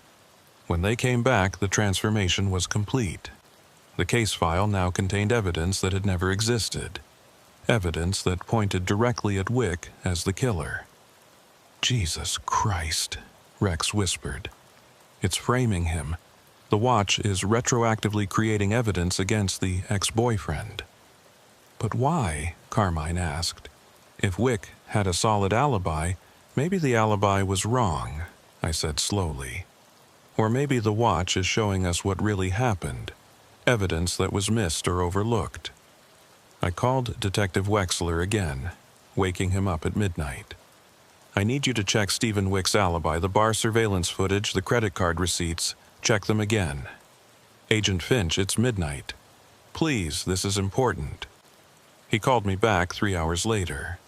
I pulled the surveillance footage from the bar, watched the whole thing again. He paused. "Wick is there, like we confirmed before, but there's something weird about it. Around 11:30, the footage glitches. Goes dark for a few seconds, then comes back. When it resumes, Wick is in a different position, wearing a different shirt." My heart was pounding. Different how? In the earlier footage, he's wearing a blue button-down. After the glitch, it's a black t-shirt. But the timestamp doesn't jump.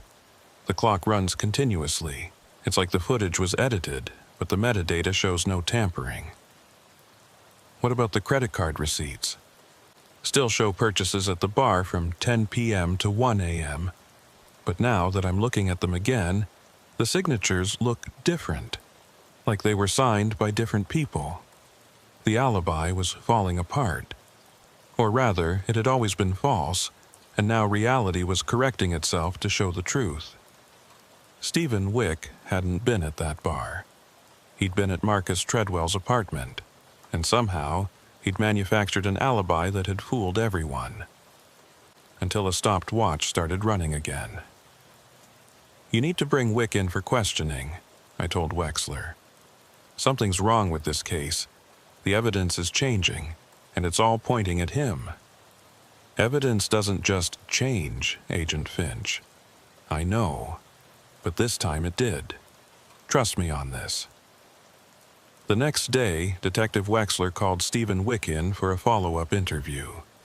I sat in the observation room with Rex, watching through the one-way mirror as Wexler walked Wick through his timeline for the night of the murder. Stephen Wick was a thin man in his late 30s, well-dressed, carefully composed. He answered every question smoothly, reciting his alibi with the confidence of someone who'd told the story many times. I was at Rusty's on 9th Avenue from about 10 p.m. until closing. I met some friends, had a few drinks. You've seen the surveillance footage. You know I was there. "We have," Wexler said. "But I'm curious about something. You said you were wearing a blue shirt that night." Wick hesitated, just for a fraction of a second. "Yes, blue button-down. Why?" "The surveillance footage shows you in a black t-shirt. After 11:30. "That's not possible. I was wearing blue all night." Wexler slid a photo across the table, a still from the surveillance footage. "This is you at 11:45 p.m., black t-shirt. Can you explain that?" Wick stared at the photo, his composed expression cracking. I don't know. Maybe I changed shirts. Maybe I spilled something. Did you leave the bar at any point during the evening?" "No, I was there the whole time." "The bartender doesn't remember you. I showed him your photo. He worked that night, and he doesn't remember serving you. He probably just forgot. It was months ago." Wexler leaned forward. "Stephen, I'm going to ask you directly. Did you go to Marcus Treadwell's apartment on the night of August 15th? "No, I told you I was at the bar." "Your fingerprint was found on his door frame." Wick went very still. "That's not possible. We have a partial print, matched it to your file from your previous arrest for vandalism. You were at Treadwell's apartment that night." "I wasn't." But his voice had lost its certainty. I watched from the observation room as Wick slowly unraveled. The alibi he'd constructed so carefully was falling apart, contradicted by evidence that hadn't existed 3 weeks ago, but now seemed to have always been there. The surveillance footage with its suspicious glitch. The fingerprint that had been missed in the original collection. The witness who'd seen someone matching Wick's description leaving the building. After 2 hours of questioning, Wick finally broke. "I loved him," he said quietly, tears streaming down his face. "I loved Marcus, and he threw it away. 6 years together, and he just decided it was over. Wouldn't even talk about it. Just said he'd moved on like I was nothing. So you went to his apartment that night." "I just wanted to talk. To make him understand. I wasn't going to hurt him. I needed him to listen." "What happened?" Wick's hands were shaking. "He wouldn't let me in. Stood in the doorway and told me to leave, that he'd call the cops if I didn't go. I got angry. I pushed him. He fell, hit his head on the coffee table. And then he closed his eyes. He was just lying there, bleeding. And I panicked. I ran. He was shot, Stephen, twice in the chest. No, I didn't shoot him. I pushed him. He fell. And I left. I didn't have a gun. I've never owned a gun." Wexler glanced at the mirror, toward where Rex and I were watching. Something was wrong. Wick's confession didn't match the physical evidence. Treadwell had been shot, not beaten. There was no head trauma, no evidence of a fall, but Wick believed what he was saying. The guilt, the emotion. It was all genuine.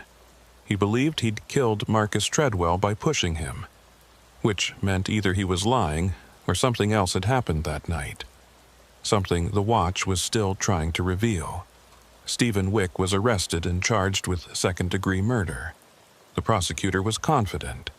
They had the confession, the fingerprint evidence, the suspicious alibi. It seemed like an open and shut case, but I couldn't shake the feeling that something was wrong. Wick's confession didn't match the cause of death. And the way the evidence had appeared, retroactively writing itself into the case file, suggested we were missing something crucial. That night, I returned to the evidence room alone. It was past midnight, the building nearly empty. I sat at my desk with Marcus Treadwell's case file spread out before me, comparing my early photographs to the current documents. The changes were extensive now.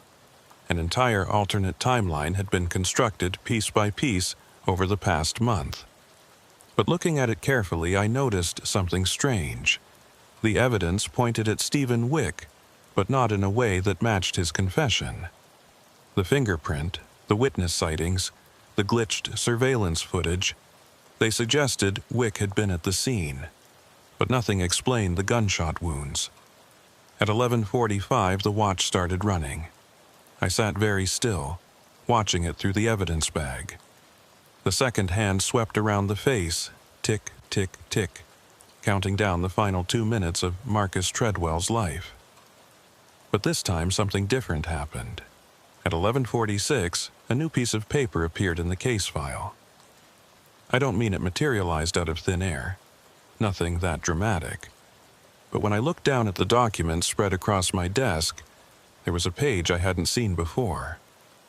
A ballistics report, freshly printed, the ink still smelling sharp and chemical. I picked it up with shaking hands. The report analyzed the bullets recovered from Marcus Treadwell's body. According to the analysis, the striations on the bullets matched a weapon registered to someone other than Stephen Wick. The gun belonged to Marcus Treadwell himself. I stared at the report, my mind racing. Treadwell had owned a firearm.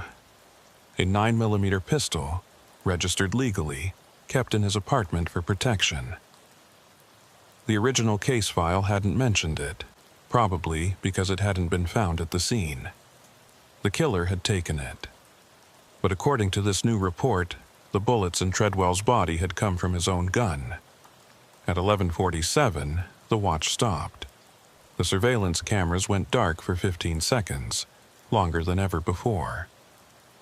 When they came back online, I looked at the case file and found more new material. A witness statement from apartment 2A. The neighbor had heard two men arguing, followed by the sound of a struggle, then a single gunshot, a pause, then a second gunshot. Wick had pushed Treadwell. Treadwell had fallen, hit his head, been stunned or unconscious. And then someone else had entered the apartment and shot him twice with his own gun. Someone who'd been there all along, watching. I pulled up the surveillance footage from Treadwell's building, the original recordings from the night of the murder. The footage showed Wick arriving at 11:40, entering the building. He left at 11:46 running, clearly panicked. But at 11:47, someone else left the building. A figure in dark clothing, face obscured by a hood. They walked calmly, unhurried, carrying what might have been a bag or package. I watched the figure disappear down the street, and I realized what the watch had been showing us all along. Stephen Wick had been there. He'd pushed Treadwell, panicked, and fled. But he hadn't killed him. Someone else had. Someone who'd entered the apartment after Wick left, found Treadwell injured and vulnerable and executed him with his own weapon. The watch had been trying to tell us that from the beginning. Each night running those 2 minutes from 11:45 to 11:47, showing us the window when the real killer had acted. And each time it ran, it rewrote the evidence to point us toward the truth. I called Rex immediately. He was at the office within 30 minutes, and together we went through the new evidence. The ballistics report, the witness statement, the surveillance footage that had always been there but never examined closely enough. "We need to identify that figure," Rex said, pointing at the hooded person on the screen. "They're our real killer." I enhanced the footage as much as I could, but the quality was poor and the person had been careful to avoid showing their face. But there was one detail, a distinctive watch on their left wrist. I could just make out the shape through their sleeve. A Timex, old, with a worn leather band. My blood ran cold. "Rex, look at this." I pulled up the evidence photo of Marcus Treadwell's watch, the one that had been running every night at 11:45. Then I compared it to the watch on the killer's wrist in the surveillance footage. They were identical. "I don't understand," Rex said. "The watch was found on Treadwell's nightstand. How could the killer be wearing it? Unless the killer had taken the watch, worn it, then returned it to the nightstand after the murder. But why? What possible reason would someone have to do that?" I thought about the watch, running every night at the exact time of death, about how it had been left behind, stopped at 11:47, as if marking the moment, about how it had been rewriting the case file, revealing the truth piece by piece. "It's not about the watch," I said slowly. "It's about the time. The killer wanted us to know exactly when Treadwell died, They staged the scene to make it look like Wick had done it, left him there injured after the confrontation, but they made sure we'd know the real time of death, 11:47. The watch was stopped then deliberately. So, who was it? Who would want Treadwell dead but frame Wick for it? I pulled up the original case file, looking at everyone who'd been interviewed. Teachers at Treadwell's school, neighbors, family members, friends, and then I saw a name I'd overlooked, Patricia Morris, the colleague he'd had a dispute with over department funding. According to her statement, she'd been home with her husband all night. But when I pulled up her interview transcript, I noticed something. She'd mentioned seeing Wick arrive at Treadwell's building around 11:40. She'd been specific about the time, said she'd been taking out her trash and noticed him in the lobby, but her apartment wasn't in Treadwell's building. It was 3 blocks away. How had she seen Wick arrive? I called Detective Wexler and asked him to verify Patricia Morris's alibi. He called back an hour later. "Interesting thing about Morris," he said. "Her husband confirms she was home all night, but when I pressed him on the timing, he got vague. Said maybe she'd gone out briefly, he couldn't remember exactly. He seemed nervous. Can you bring her in for questioning?" "Based on what? A suspicious watch and a vague timeline?" "Based on new evidence, trust me on this." Patricia Morris came in voluntarily the next day. She was a small woman, mid-40s, with sharp eyes and a defensive posture. Detective Wexler and I interviewed her together. "Miss Morris," I said, "can you tell us again where you were on the night of August 15th? "At home. I already told the police this months ago." "Your original statement says you saw Stephen Wick arrive at Marcus Treadwell's building around 11:40. How did you see that from 3 blocks away?" She hesitated. "I must have been walking by, taking out trash like I said." "At 11:40 at night?" "Yes." "But your building's trash room closes at 9 p.m. It's in your lease." Her composure cracked slightly. I might have the time wrong. It could have been earlier." I slid a photograph across the table. The surveillance footage still, showing the hooded figure leaving Treadwell's building at 11:47. "This is you, Miss Morris. We can prove it. The watch on your wrist matches one found at the scene. Your height and build match. And we have a witness who places you near Treadwell's apartment at 11:45. That's not me. I was home. We also have the murder weapon, Treadwell's own gun, which you took from his apartment. We found your fingerprints on the grip." That was a lie. We didn't have the gun, and the fingerprint evidence was part of the watch's retroactive writing. But Morris didn't know that. Her face went pale. "You can't have my prints. I wore gloves." The room went silent. Wexler and I exchanged glances. She'd just confessed. "Why don't you tell us what really happened?" I said gently. Patricia Morris sat very still for a long moment. Then she started talking. She'd been having an affair with Marcus Treadwell for 2 years. It had started as a professional relationship. They were both math teachers at the same school, and evolved into something more. She'd fallen in love with him. He'd promised to leave Stephen Wick to start a life with her. But when he finally broke up with Wick, it wasn't to be with Patricia. He'd simply wanted to be alone. He'd ended things with her gently but firmly. Said he needed time to figure out who he was. "I couldn't accept that," she said quietly. "I'd given up so much for him. My marriage was failing because of our affair. I'd risked everything, and he just dismissed me, like I was nothing." On the night of August 15th, she'd gone to his apartment to confront him. She'd waited outside, planning what to say. And then she'd seen Stephen Wick arrive, watched him argue with Treadwell in the doorway. She'd seen Wick push Marcus, seen Marcus fall and hit his head. "I thought Wick was going to kill him, but he just ran. Left Marcus there on the floor, bleeding. I went inside to help, to call an ambulance. But when I got there, she closed her eyes. Marcus looked up at me, and he said, "Not you, anyone but you," like I was the last person he wanted to see. "So you shot him?" I don't know what happened. I was so angry, so hurt. I saw his gun on the table. He'd gotten it out when Wick was pounding on the door, put it down when Wick left, and I just picked it up. I didn't even think. I just wanted the pain to stop. She'd shot him twice.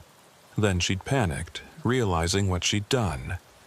She'd taken his watch, the one he'd worn every day, the one she'd given him as a gift early in their affair, and put it on her own wrist. Some impulse to take something of his, to prove to herself that he'd been real, that what they'd had was real. Then she'd left, calmly walking out of the building. She'd stopped on the street to set his watch to 11:47, the exact moment he'd died, before returning it to his nightstand later that night when the police had briefly left the scene unattended. She'd wanted to mark the moment, to memorialize it somehow. "I loved him," she said, tears streaming down her face. "I killed him, but I loved him." Patricia Morris was arrested and charged with first-degree murder. Stephen Wick was released. The charges dropped.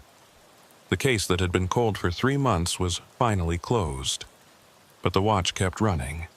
Every night at 11:45 it would start. Every night at 11:47 it would stop, even after Morris's conviction. Even after the real killer was found.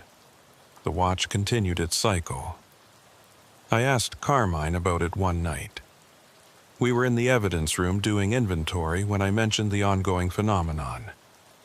"Some things don't stop," he said quietly. "Some echoes keep repeating, even after the story's been told. Maybe it's just the mechanism wearing itself out. Or maybe," he paused, "maybe Marcus Treadwell's death left such a mark that it can't be erased, even by justice." I thought about that often in the weeks that followed. The watch had guided us to the truth, rewriting evidence to reveal what had been hidden. But it hadn't stopped once the case was solved. It kept running, kept marking those 2 minutes, as if the truth wasn't enough to lay the ghost to rest. 3 months after Patricia Morris's conviction, the watch finally wound down. It ran its cycle one last time, 11:45 to 11:47, and then stopped permanently. No amount of winding could restart it. The mechanism had simply given up, exhausted by its impossible task. The surveillance cameras stopped glitching that same night. The temperature in the evidence room returned to normal. The case file stopped changing. Everything returned to baseline, as if nothing unusual had ever happened. I kept the watch, though. Filed a request to retain it as a personal item after the case was fully closed and the evidence was no longer needed. Nobody questioned it. Just another piece of junk from a solved murder. Nothing special. But I keep it in my desk drawer at home. Sometimes, late at night, I'll take it out and look at it. The crystal is still cracked. The leather band is still worn. The hands are still frozen at 11:47. And I'll think about Marcus Treadwell, a man who died because he was loved by the wrong people. About Stephen Wick, who carried guilt for a crime he didn't commit. About Patricia Morris, whose love turned to murder in a moment of rage and pain. And about the watch that kept time in impossible ways, rewrote the past to serve the truth, and finally stopped when its work was done. Rex asked me once if I believed what had happened, if I really thought the watch had somehow manipulated reality, or if there was some rational explanation we'd missed. I told him I didn't know, that I'd seen the evidence, documented the changes, witnessed things that shouldn't be possible, but I couldn't explain them in any way that made sense. "Maybe it doesn't need to make sense," he said. "Maybe some things just happen, and we do our best to document them, and then we move on." He's probably right. but I can't move on entirely, because I remember standing in the evidence room at 11:46, watching text rewrite itself on paper. I remember the watch starting without being wound, running for exactly 2 minutes, stopping at the precise moment of death. I remember evidence changing, reality shifting, the past becoming fluid. And I know, with absolute certainty, that Marcus Treadwell's watch was trying to tell us something. That objects can carry intention, memory, purpose. That the dead don't always stay silent. The case is closed. The killer is in prison. Justice has been served. But sometimes, late at night, I'll be working in the evidence room and I'll feel a chill. The lights will flicker slightly, and I'll glance at my own watch and see that it's 11:47. And I'll think, somewhere in this room, in some box on some shelf, another object is waiting. Another piece of evidence carrying something it shouldn't, telling a story nobody's listening to yet. Because that's what I learned from the Marcus Treadwell case. That evidence rooms aren't just storage facilities for physical objects. They're museums of violence, repositories of final moments, warehouses of unfinished business. And sometimes, when the evidence wants to speak, it finds a way.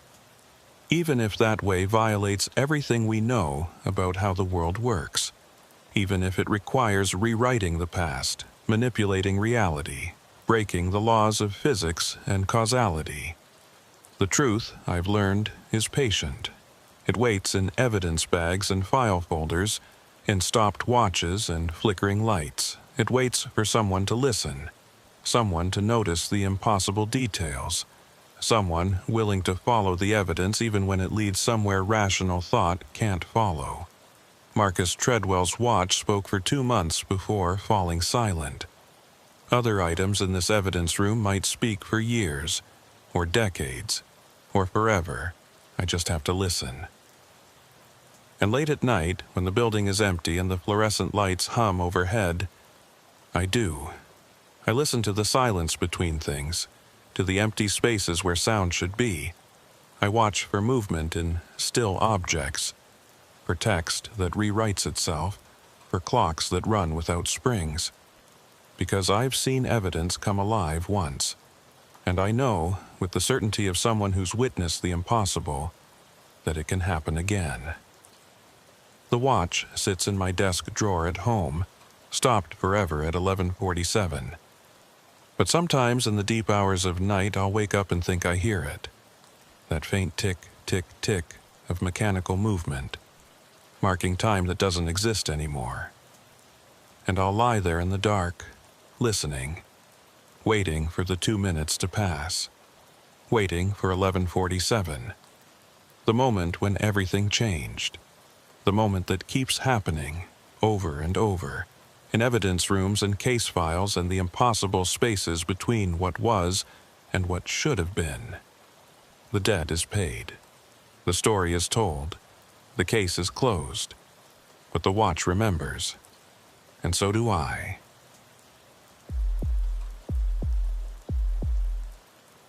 The missing person report came across my desk on a Thursday afternoon in late October, when the Adirondacks were at their most deceptive. All those reds and golds and burnt oranges, like the mountains were trying to distract you from what they really were. 6 million acres of wilderness where people disappeared and sometimes never came back. I'm Jonas Mercer, field analyst for the FBI's Albany office. I don't carry a gun. I carry databases, geographic profiles, and a laptop that weighs more than most service weapons. My job is to sit in climate-controlled rooms and tell agents where to look. But sometimes, when a case gets strange enough, they send me out to look myself. The office was quiet that afternoon. Most of the field agents were out working cases, and the administrative staff had that glazed look people get when they're counting down the hours until Friday. Outside my window, Albany looked gray and tired. The kind of autumn day where the sun never quite breaks through the clouds. I was reviewing data on a smuggling operation when Levi Quayle appeared in my doorway. Levi had a way of materializing without sound, like a ghost or a bad conscience. He was tall and thin, with close-cropped silver hair and a face that looked like it had been carved from something harder than flesh. In 20 years with the Bureau, I'd never seen him smile. Not once. "Mercer," he said. "Got something for you." I saved my work and turned to face him. "What kind of something?"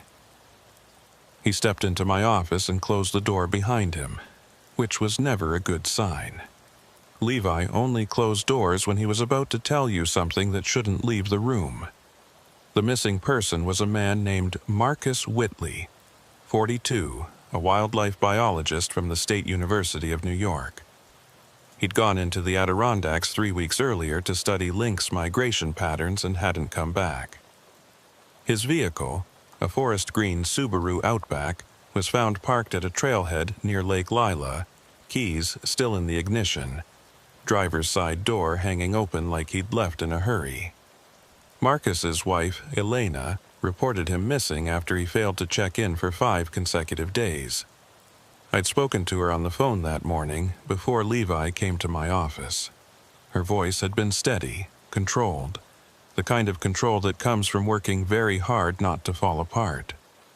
"Marcus is careful," she'd told me. "He knows the risks. He's been doing field work for 15 years. He wouldn't just vanish without a reason."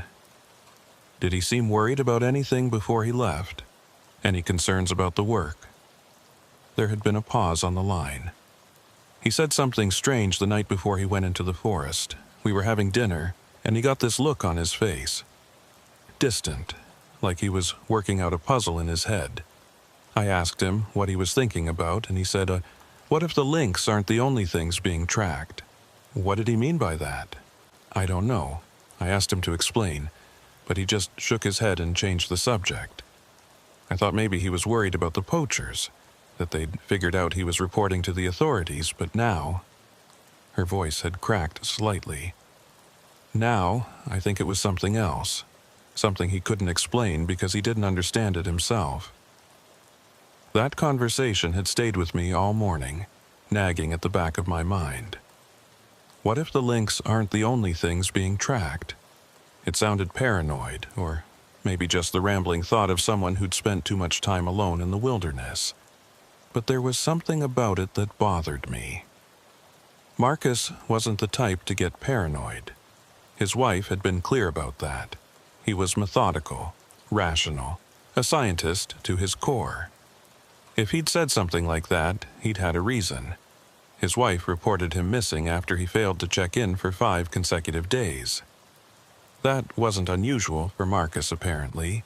He'd go silent when he was deep in his research, chasing radio-collared cats through the forest, sleeping in his tent, eating cold beans straight from the can.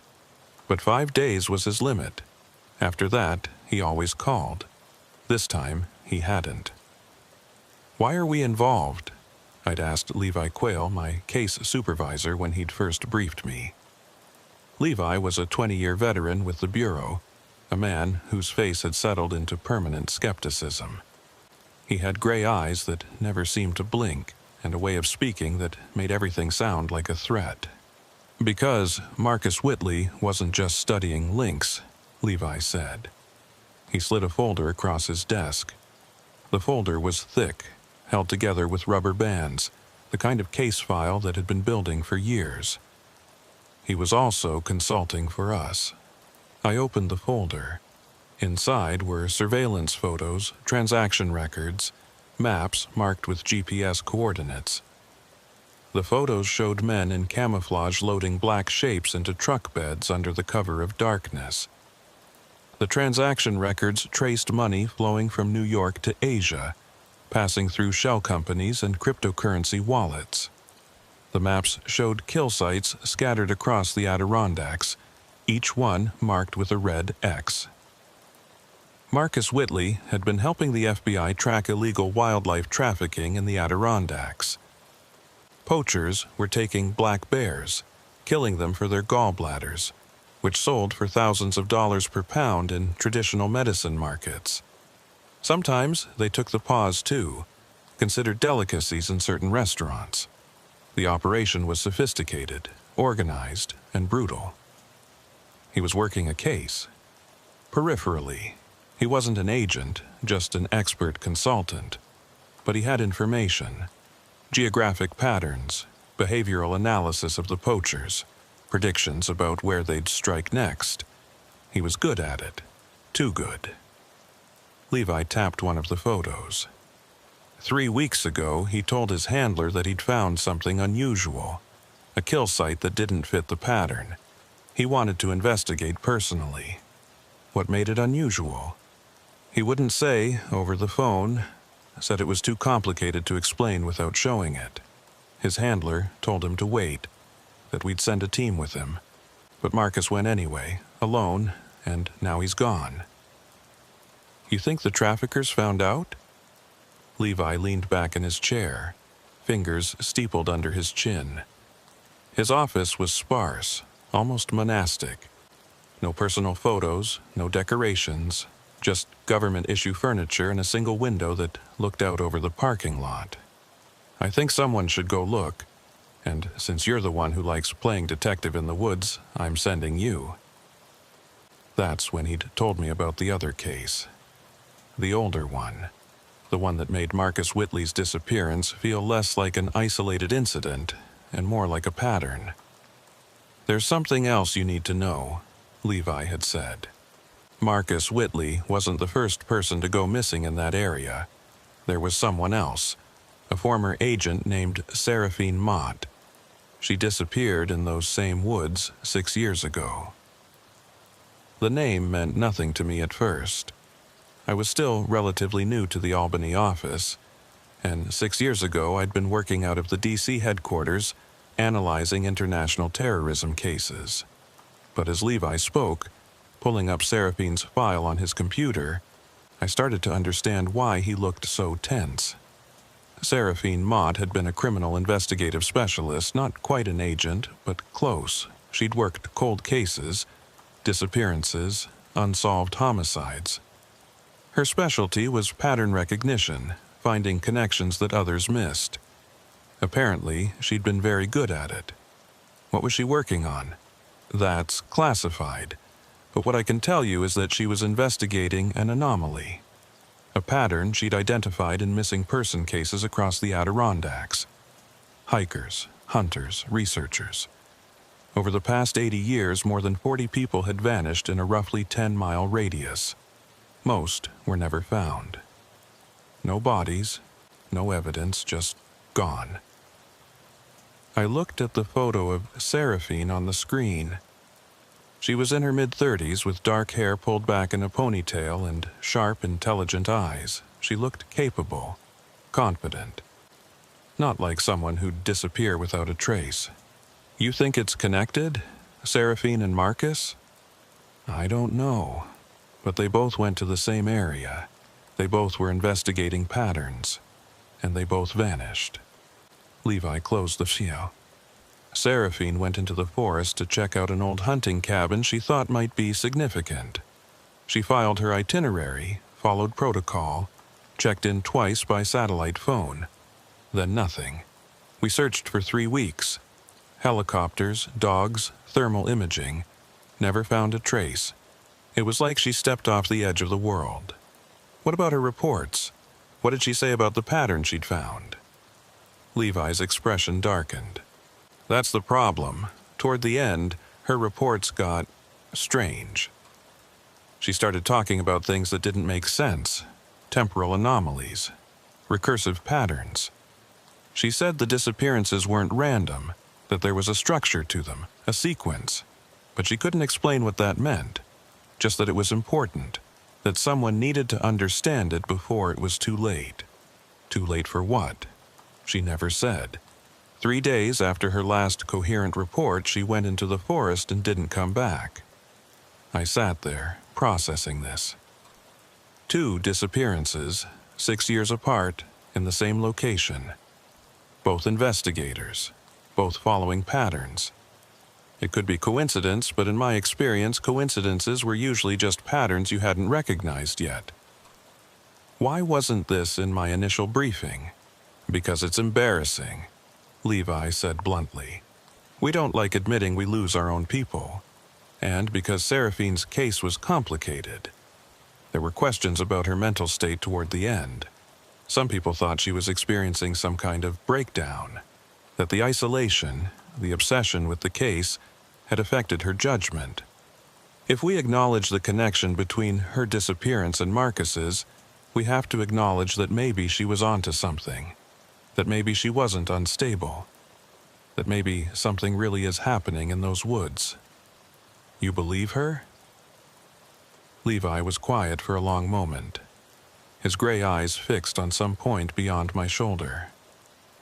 I knew Seraphine, worked with her on 2 cases before she disappeared. She was one of the best analysts I've ever seen. If she said there was a pattern, there was a pattern, whether that pattern is something we can understand. He shook his head. That's what I need you to find out. That's how I found myself driving north on Route 30 2 days later, watching the trees close in on both sides of the road like they were trying to swallow it. The Adirondacks have a way of making you feel small. These mountains are old, older than the Rockies, worn down by time into something more subtle and more patient. They don't announce themselves, they just wait. The drive took 4 hours. I left Albany in the pre-dawn darkness, my rental car loaded with gear I'd requisitioned from the field equipment locker. Tent, sleeping bag, water filtration system, first aid kit, climbing rope, emergency beacon. Everything I might need to survive in the wilderness for a week. I'd also brought my laptop, 2 external hard drives full of case files, and a portable solar charger. If I was going into the forest, I was bringing my work with me. The highway was mostly empty at that hour. A few long-haul trucks, their headlights cutting through the darkness like searchlights. The occasional car heading in the opposite direction, people fleeing the mountains for the cities. I passed through small towns that looked like they'd been abandoned decades ago and were only now being slowly repopulated by people who couldn't afford to live anywhere else. Gas stations with rusted pumps, motels with half their letters burned out, diners that might have been charming once but now just looked defeated. As the sun came up, the landscape changed. The flat, agricultural land around Albany gave way to rolling hills, then to something more dramatic. The Adirondacks aren't technically mountains in the geological sense. They're a dome of ancient rock that's been pushed up from below, then carved by glaciers into the shapes we see today. The result is a landscape that feels simultaneously ancient and unstable, like it might shift under your feet at any moment. I stopped for breakfast in a town called Speculator, population 800 and change. The diner was one of those classic upstate New York establishments, all chrome and red vinyl, with a menu that probably hadn't changed since 1975. I ordered coffee and eggs, sat at the counter, and tried not to think too hard about what I was about to do. The waitress was a woman in her 60s with iron gray hair and the kind of weathered face you get from living through too many hard winters. She poured my coffee without asking if I wanted a refill and gave me a look that suggested she'd sized me up and found me wanting. "You're not from around here," she said. It wasn't a question. "Albany, I'm with the FBI." I showed her my credentials, more out of habit than necessity. She glanced at the badge, unimpressed. "You're the 3rd person from the government who's come through here this month asking about the missing biologist. Who else came?" "State police, forest rangers. They all asked the same questions, looked at the same maps, drove up to the same trailhead. None of them found anything." She topped off my coffee. "You're not going to find anything either." "Why do you say that?" "Because people who go missing up there don't want to be found, or can't be. Either way, it's the same result." She moved away to serve another customer, leaving me alone with my eggs and that cryptic statement. I finished my breakfast and got back on the road. The last stretch to Long Lake took another hour, the road narrowing to 2 lanes and then effectively to 1 as the forest pressed in from both sides. The trees here were different from the forests I was used to. Denser, darker. The pines and hemlocks grew so close together that even in late October, with many of the hardwoods bare, the forest felt oppressive, like it was watching you, waiting for you to make a mistake. I arrived at the ranger station in the village of Long Lake just before sunset. The ranger on duty was a woman in her 50s named Carol Dennison, with iron gray hair pulled back in a braid and the kind of weathered face you get from spending most of your life outside. FBI? She said when I showed her my credentials. She didn't sound impressed. Her office was small and cluttered, every surface covered with maps, permits, incident reports. A radio crackled quietly in the corner, occasionally burping out static-laden communications from rangers in the field. You're the 3rd person who's asked about Marcus this week. Who else came looking? His wife. Came up here 4 days ago, desperate for answers. Poor woman, I could see it in her eyes, that terrible hope that maybe we'd missed something, maybe there was still a chance. Carol shook her head. I had to tell her the same thing I'm going to tell you. We searched a 20-square-mile area. Dogs, helicopters, ground teams. If Marcus was out there, we would have found him. You said someone else came looking too. Some private investigator Elena Whitley hired. City boy, fancy gear, no idea what he was doing. I took him up to the trailhead, showed him the route Marcus usually took.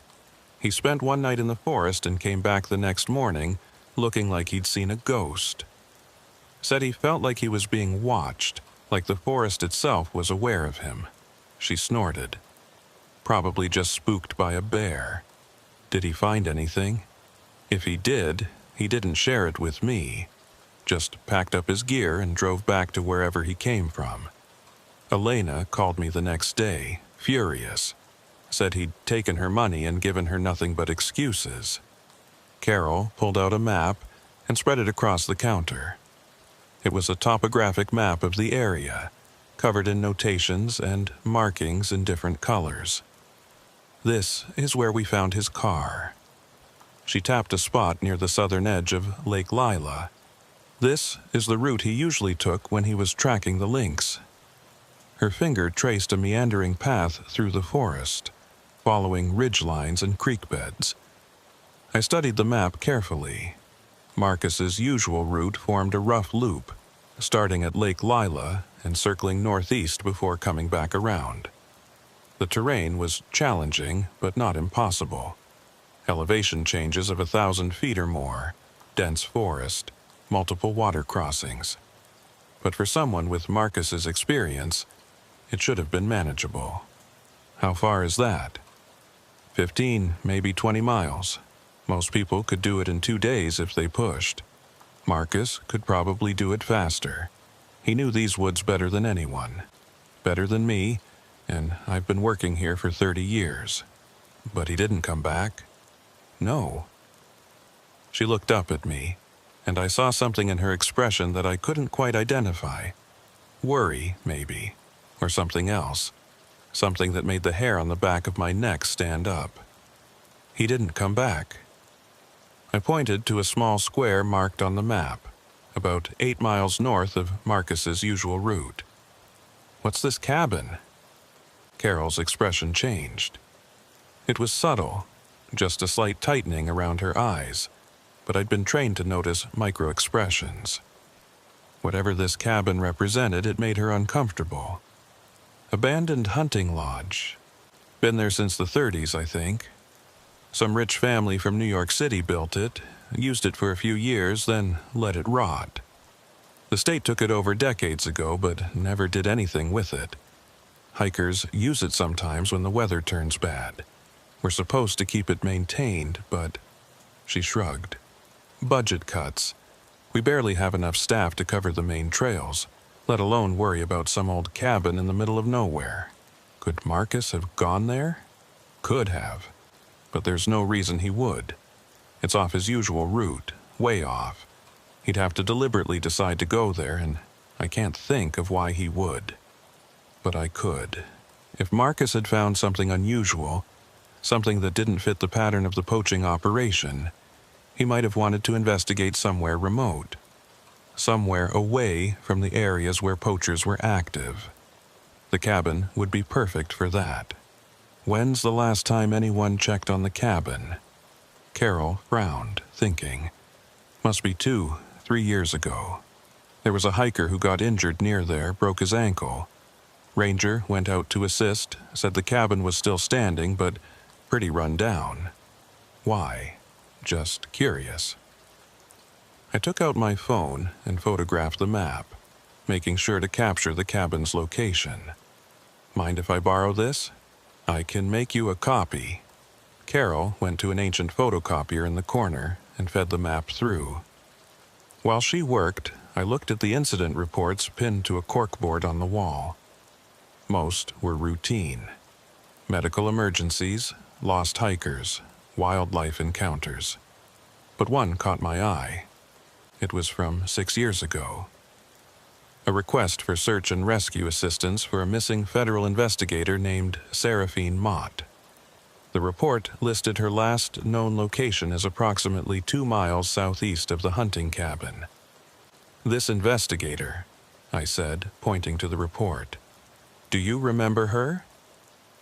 Carol glanced over, and again I saw that flicker of discomfort. "I remember. Hard to forget." She was thorough, professional, asked a lot of questions about the cabin, about people who'd gone missing in the area, said she was working on a long-term project, some kind of historical analysis. Did she seem, I searched for the right word, unstable? Not at all. She seemed more grounded than most of the agents I deal with, knew exactly what she was looking for, or thought she did. Carol handed me the photocopied map. "Look, I don't know what you're expecting to find out there, but be careful. Those woods have a way of getting inside your head. You're out there alone for too long, you start hearing things, seeing things. Your mind plays tricks. I've done wilderness survival training. I know how to handle isolation.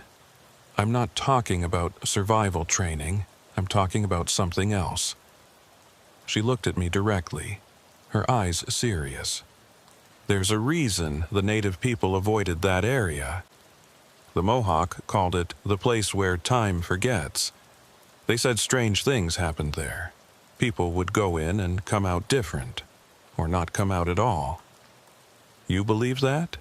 I believe that 43 people have disappeared in a 10-mile radius over the past 80 years. I believe that's statistically unlikely to be coincidence, and I believe that if you're smart, you'll be very, very careful."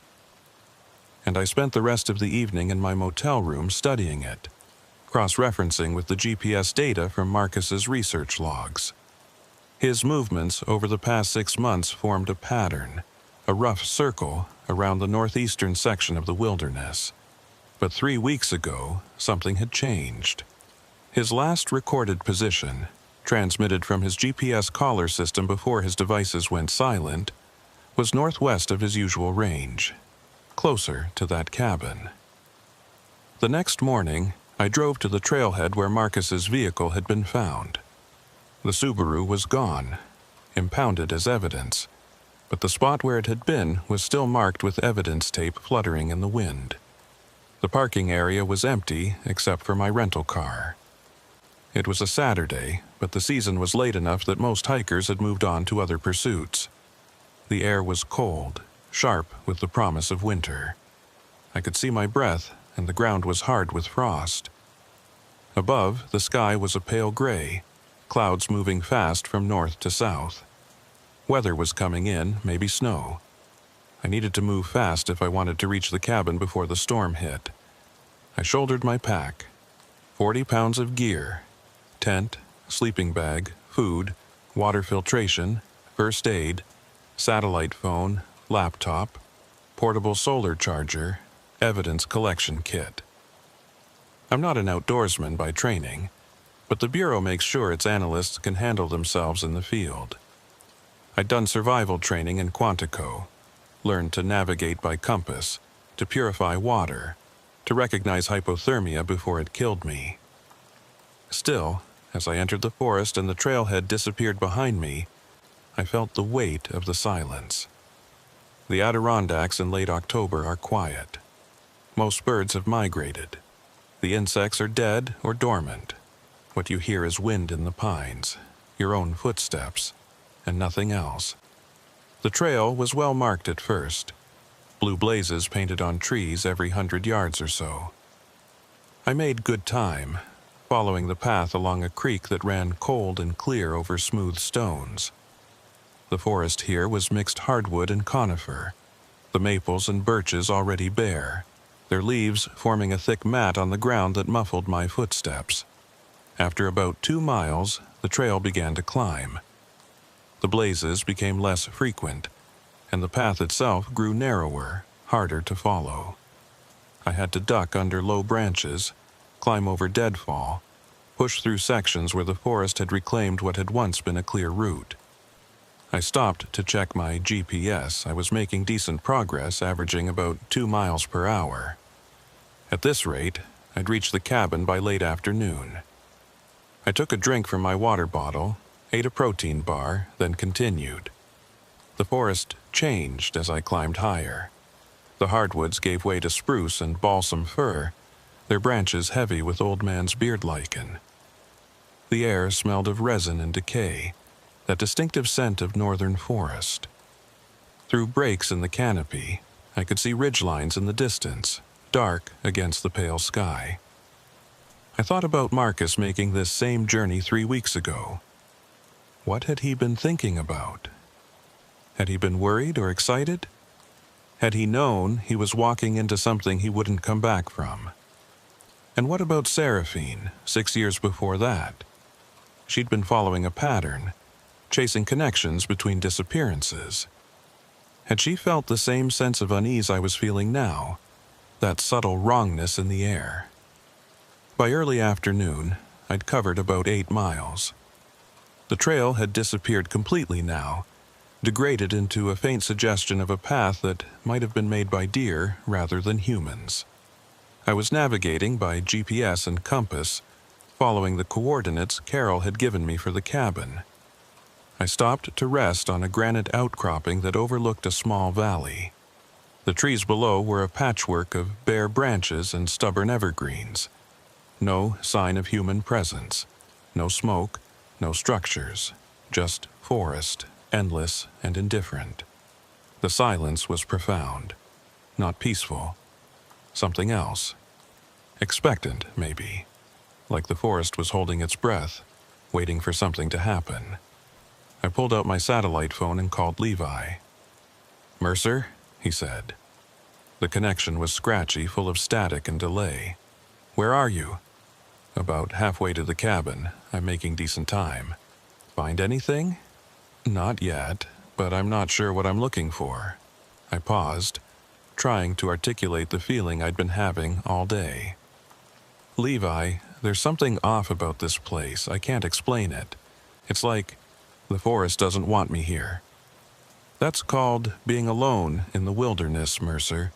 Your brain starts playing tricks. Perfectly normal." "Maybe. But what if Seraphine was right?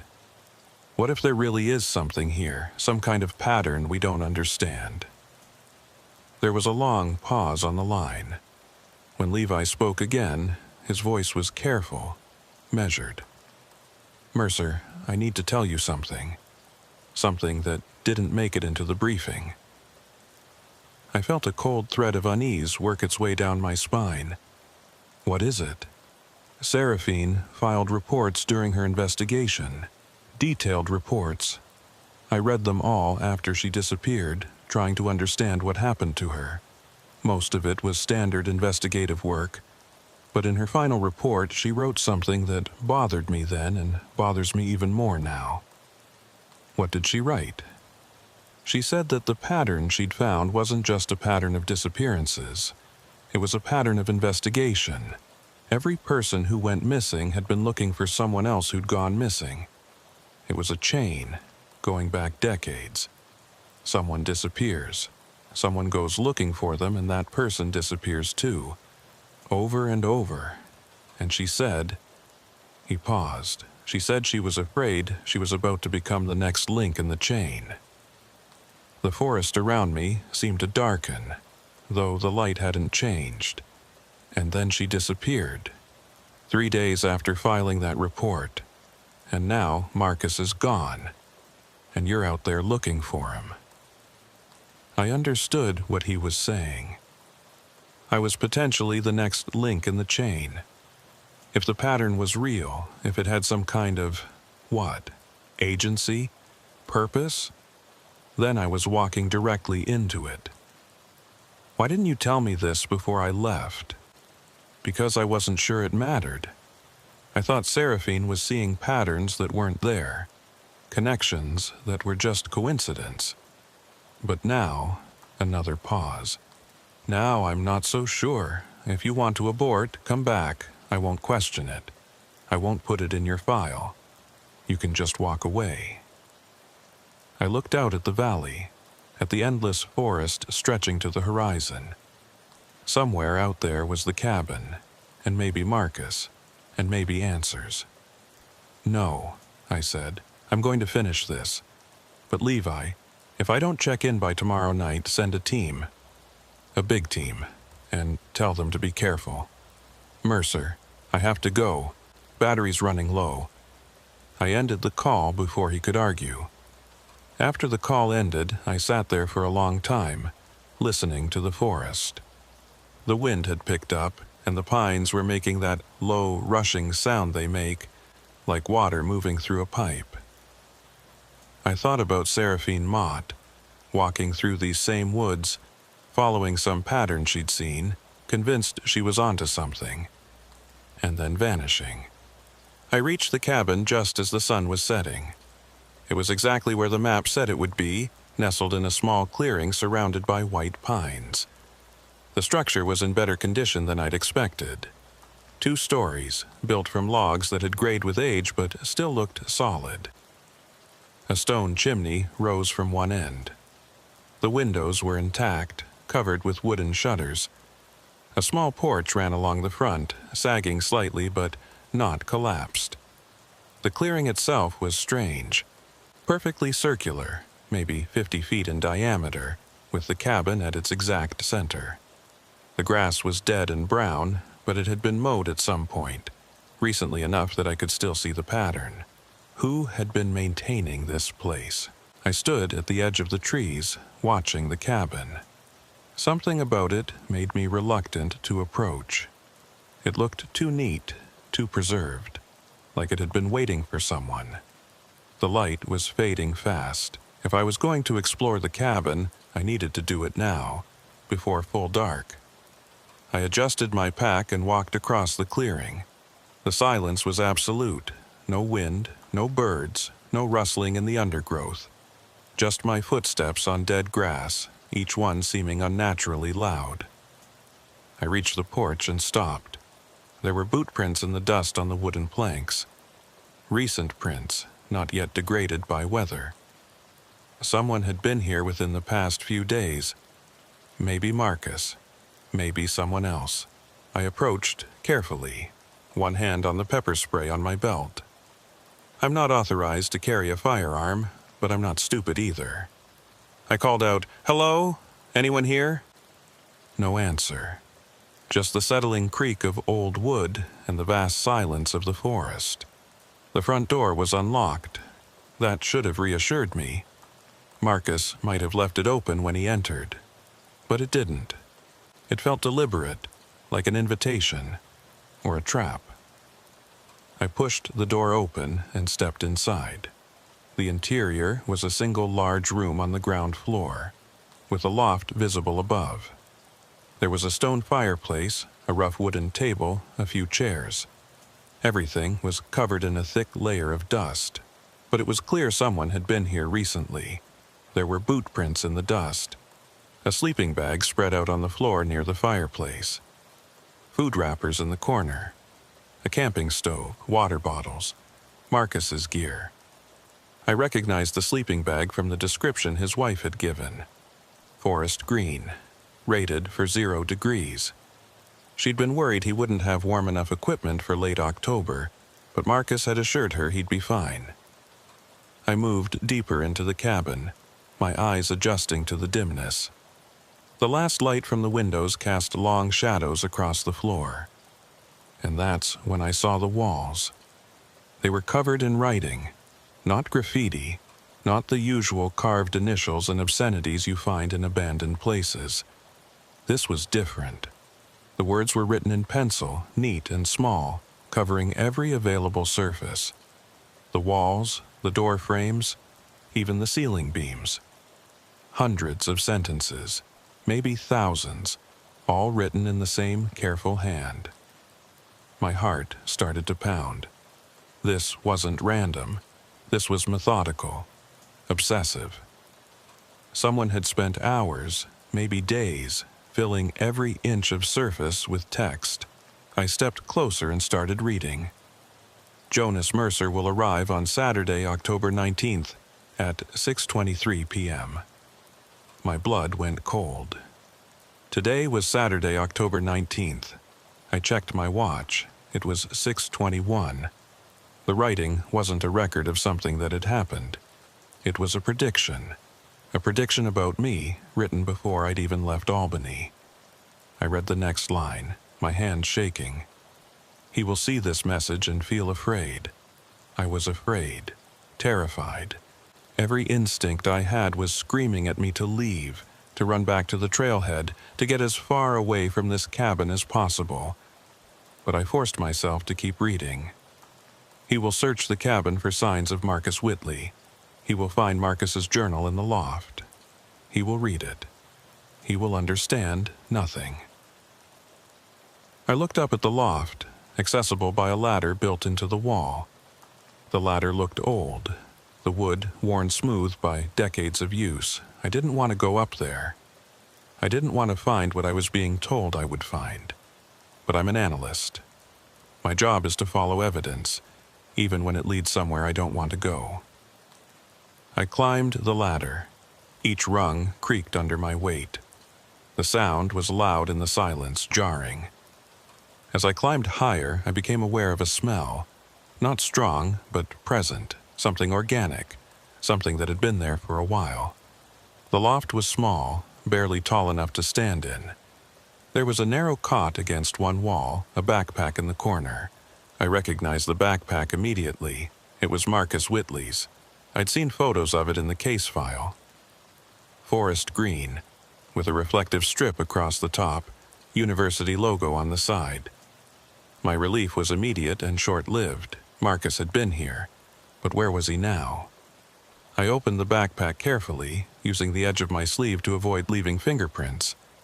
Inside were his research notes, his Jeep's unit, spare batteries, a water bottle, and at the bottom a spiral-bound notebook. I opened it to the first page. The handwriting was shaky, desperate. Not the neat, controlled script on the walls downstairs. This was the writing of someone who was afraid, who was trying to document something before it was too late. If you're reading this, you're Jonas Mercer. I'm sorry. I didn't mean for you to get involved. But the cabin has rules, and one of the rules is that everyone who disappears brings someone looking for them. That's how it propagates. That's how it survives. The handwriting matched the writing on the walls. I flipped through the pages. The notebook was full of observations, timestamps, desperate attempts to make sense of something. Marcus had been documenting what was happening to him, trying to understand it even as it was happening. Day 1. I found the cabin. The writing on the walls wasn't here yesterday, I'm sure of it. I checked this place 3 days ago, and the walls were blank. Day 3. The writing is predicting things, small things at first. What time I would wake up, what I would eat for breakfast, but it's getting more specific. Day 5. It knows things I haven't done yet. It describes conversations I'm going to have, decisions I'm going to make. I tried to prove it wrong. I did everything different from what it said, but the writing changed. It's always right. Day 8. I think I understand now. This isn't a prediction, it's a description. The writing isn't telling me what I'm going to do, it's telling me what I've already done. I'm reading about my own past, but I'm experiencing it as my future. Day 12. I can't leave. Every time I try to walk away, I find myself back here. The forest loops. I've marked trees, left trail markers, followed my own footprints. They all lead back to the cabin. It's like the woods don't have an edge anymore. Or maybe I don't. Day 15. I saw Seraphine today. She was standing in the clearing, watching the cabin. She looked exactly like her bureau photo. She didn't age, she didn't speak. When I called out to her, she walked into the trees and disappeared. I found her footprints. They were fresh. I stopped reading. My heart was hammering so hard I could feel it in my throat. Outside, it was fully dark now. I turned on my flashlight and continued reading. Day 18. The writing on the walls has reached the present. It's caught up with me. The last line on the east wall describes what I'm doing right now. It says, Marcus is reading the final entry in his notebook. He knows what comes next. But there is no next entry. I don't know what comes next. Day 19. I found more writing this morning. It was in the notebook on pages that were blank yesterday. It describes Jonas Mercer. It says the Bureau will send him to find me. It gives his arrival date and time. It says he'll find this notebook and read it. It says what he'll do after. I'm writing this now, adding to it, trying to warn him. Jonas, if you're reading this, you need to understand. The cabin isn't a place. It's a loop. It's a record of everything that happens here, written before it happens, describing it perfectly. You can't change it. You can't leave. The only way out is the entry ended there, mid-sentence. I flipped to the next page. It was blank. Then I heard the sound of footsteps on the ladder. I spun around, flashlight beam cutting through the darkness. Someone was climbing up to the loft. I backed against the far wall, my breath coming in short gasps. A figure emerged from the opening.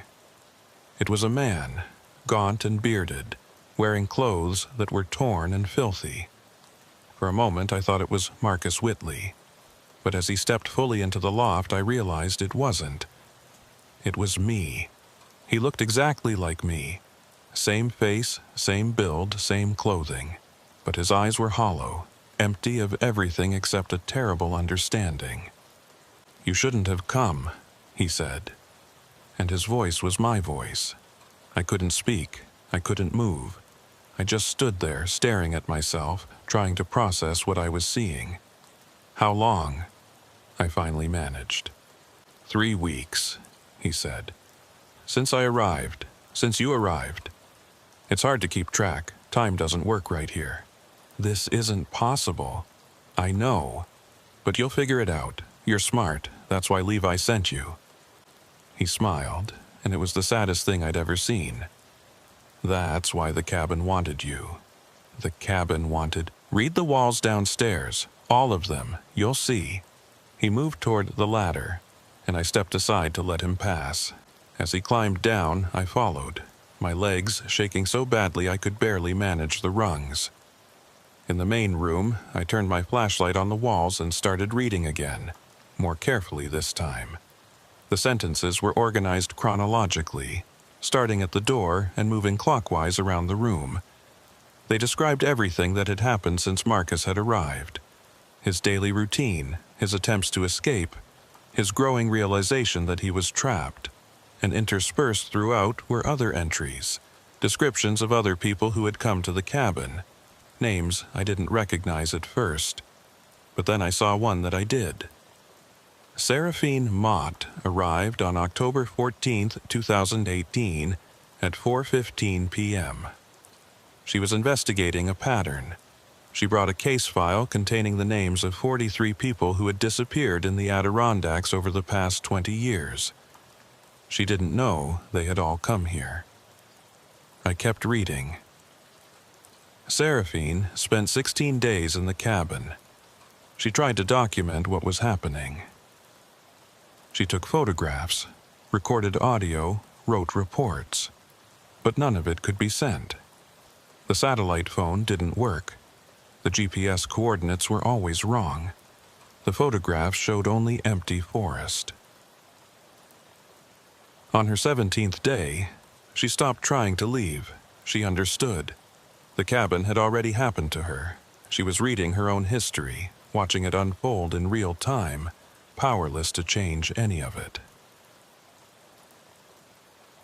On her 22nd day, she walked into the forest and didn't come back. Her footprints ended at a tree line. The snow beyond was undisturbed. I lowered my flashlight. The other version of me, the one who had been here for 3 weeks, was standing by the fireplace watching me.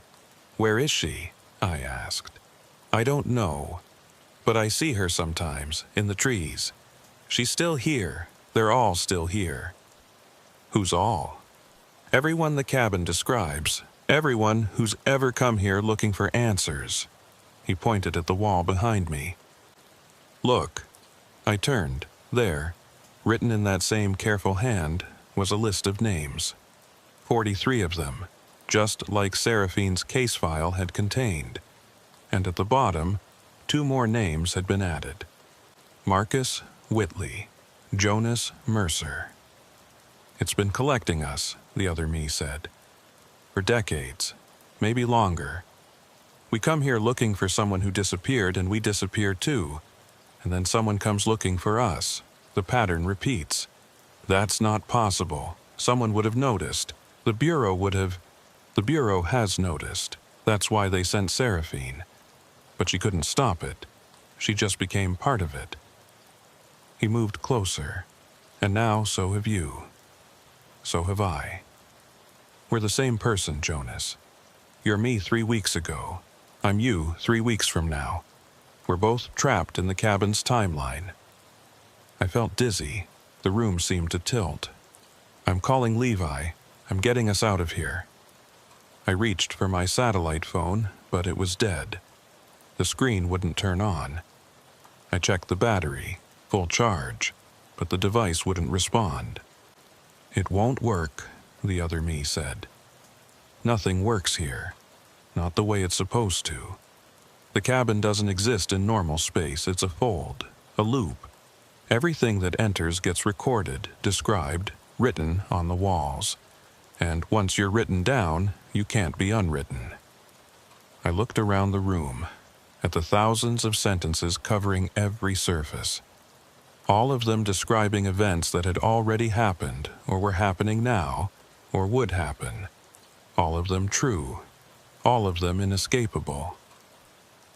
And then I saw it.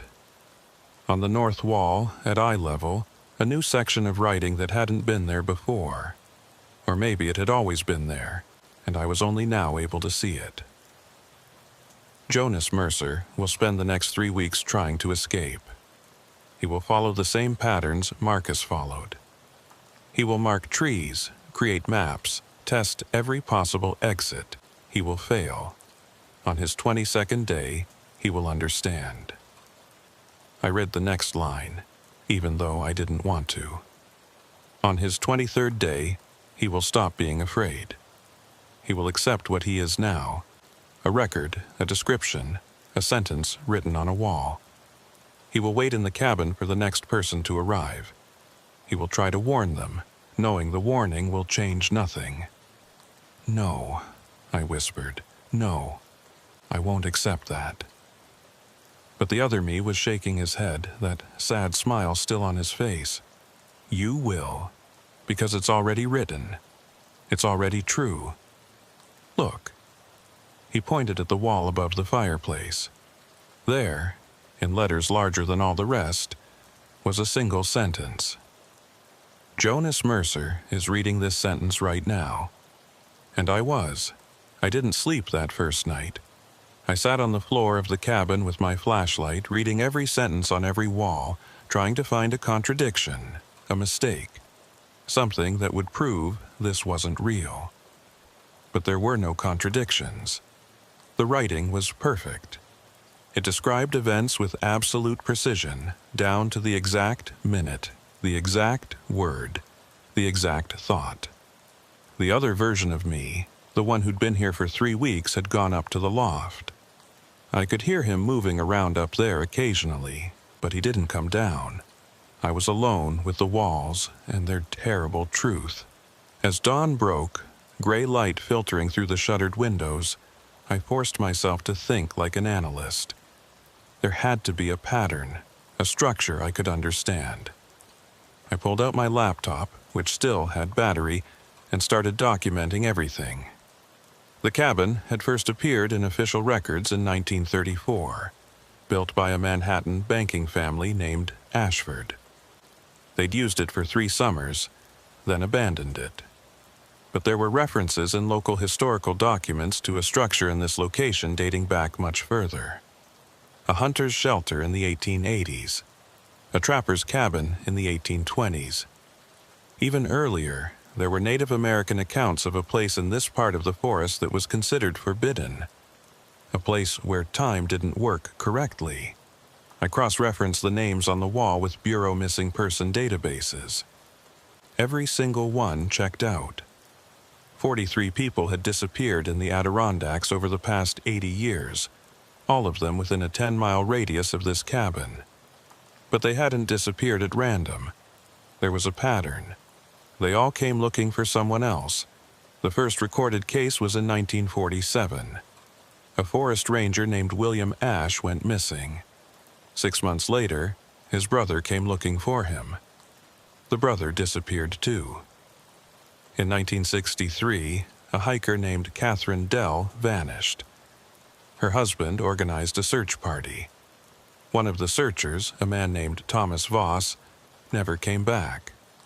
And so on, decade after decade. Someone disappears.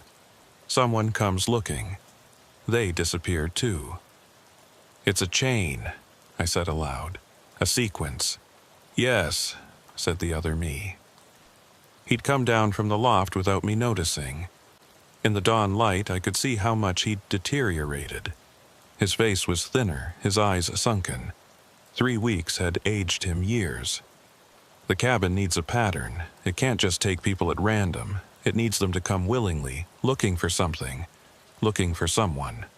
Why? I don't know. Maybe it doesn't need a reason. Maybe it just is. Like gravity. Like time. It's a fundamental property of this space. I turned back to my laptop, typing notes. Seraphine figured it out. That's why she came here. She saw the pattern in the missing person cases and realized they were connected. And then she became part of the pattern herself. Just like Marcus. Just like us. I stood up, my back aching from sitting on the floor all night. There has to be a way to break it. If we can understand the mechanism, we can find a flaw. I thought that too. For the first 2 weeks, that's all I did. I searched every inch of this cabin. I measured distances, took soil samples, recorded electromagnetic readings. All my instruments worked fine. There's nothing unusual about this place, physically, but it's still a trap. Then the trap is conceptual, not physical. It's in how we think about the space, how we navigate it. I tried that too. I mapped every possible cognitive bias. I tested my perceptions against objective markers. The problem isn't in my head, Jonas. It's in the forest. Or maybe it's in both. Maybe there's no difference here. I walked to the door and opened it. Outside, the clearing was bathed in soft morning light. The forest beyond looked perfectly normal, peaceful even. I could see the path I'd taken yesterday, my footprints still visible in the soft earth. "I'm going to walk out," I said. "I'm going to follow my own tracks back to the trailhead." I did that twice. You end up here again. Maybe I'll do something different. You won't, it's already written. I looked at the wall beside the door. There, in fresh pencil, was a new entry. On his first full morning, Jonas will attempt to leave. He will follow his previous day's footprints northwest for 2.3 miles. At 9:47 a.m., he will realize he's walking in a circle. He will arrive back at the cabin at 10:15 a.m. I checked my watch. It was 8:30 a.m. "I'm not going to do that," I said. "I'm going to do the opposite. I'll head southeast instead." The other me just looked at me with infinite sadness. Read the next line. Jonas will decide to head southeast instead. He will walk for 1.8 miles. He will arrive back at the cabin at 10:15 a.m. My hands clenched into fists. This is impossible. You can't predict human decisions with perfect accuracy. Free will exists. Does it? Or is free will just a story we tell ourselves? Maybe every decision we make is predetermined by the state of our neurons, our environment, our history. Maybe we're all just following a script we can't see. He gestured at the walls. Here, the script is visible. That's the only difference. I walked out of the cabin anyway. I headed southeast, exactly as the wall said I wouldn't. I walked fast, practically running, pushing through underbrush, ignoring the scratches from low branches. I checked my compass every few minutes. Southeast. I was going southeast. At 9:47 a.m., I stopped. Something felt wrong. I pulled out my GPS unit. It was working, showing my position clearly. But the position didn't make sense. According to the GPS, I was northwest of the cabin, not southeast. I turned around and started walking back the way I'd come. At 10:15 a.m., I emerged into the clearing. The cabin was there, waiting for me. The other me was sitting on the porch. He didn't say anything. He didn't need to. I went back inside and checked the wall. Below the prediction of my movements, a new sentence had appeared. Jonas will return at 10:15 a.m. He will begin to understand. Over the next 3 days, I tested every possible variable. I tried leaving at different times, in different directions.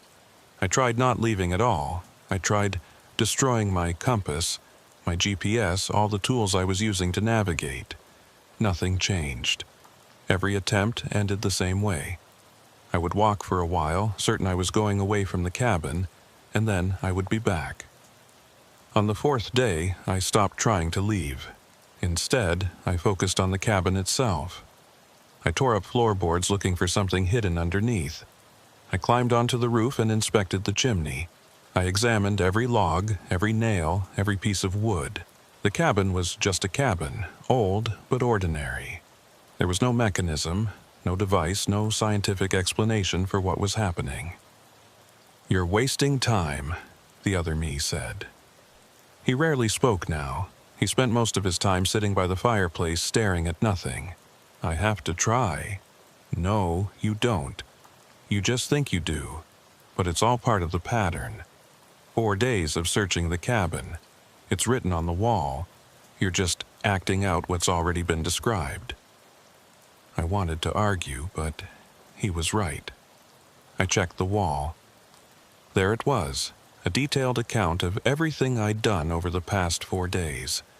Every floorboard I'd pulled up, every measurement I'd taken, all of it predicted, all of it accurate. That night, I read Marcus Whitley's journal again, looking for something I'd missed. His entries became increasingly desperate toward the end. He'd tried everything I'd tried with the same results. But in one of the final entries, he'd written something that caught my attention. I think the cabin is a record, not a place, but a history. Everything that happens here is being written down, but not by anyone. The writing just appears, as if the cabin itself is conscious, or as if consciousness is a property of the space. I'm not being observed. I'm being documented. There's a difference. I thought about that. A record, not a trap. Documentation, not imprisonment. It was a subtle distinction, but maybe an important one. If the cabin was a record, then it wasn't trying to hold me here. It was simply describing what was already true. The question was, why couldn't I leave? Was it because the cabin prevented me, or because leaving was no longer something that existed in my future? I went outside and looked at the forest. The moon was nearly full, casting silver light between the trees. Somewhere out there was the regular world, where cause preceded effect, where the future was unwritten. But I couldn't reach it. Not from here. Seraphine figured something out, I said.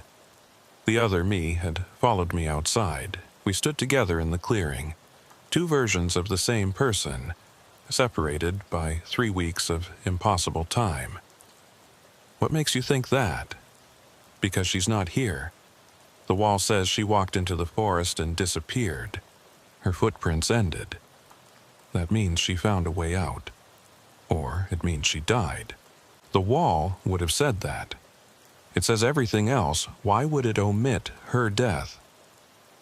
The other me considered this. For the first time in days, I saw something like hope flicker across his face. What are you thinking?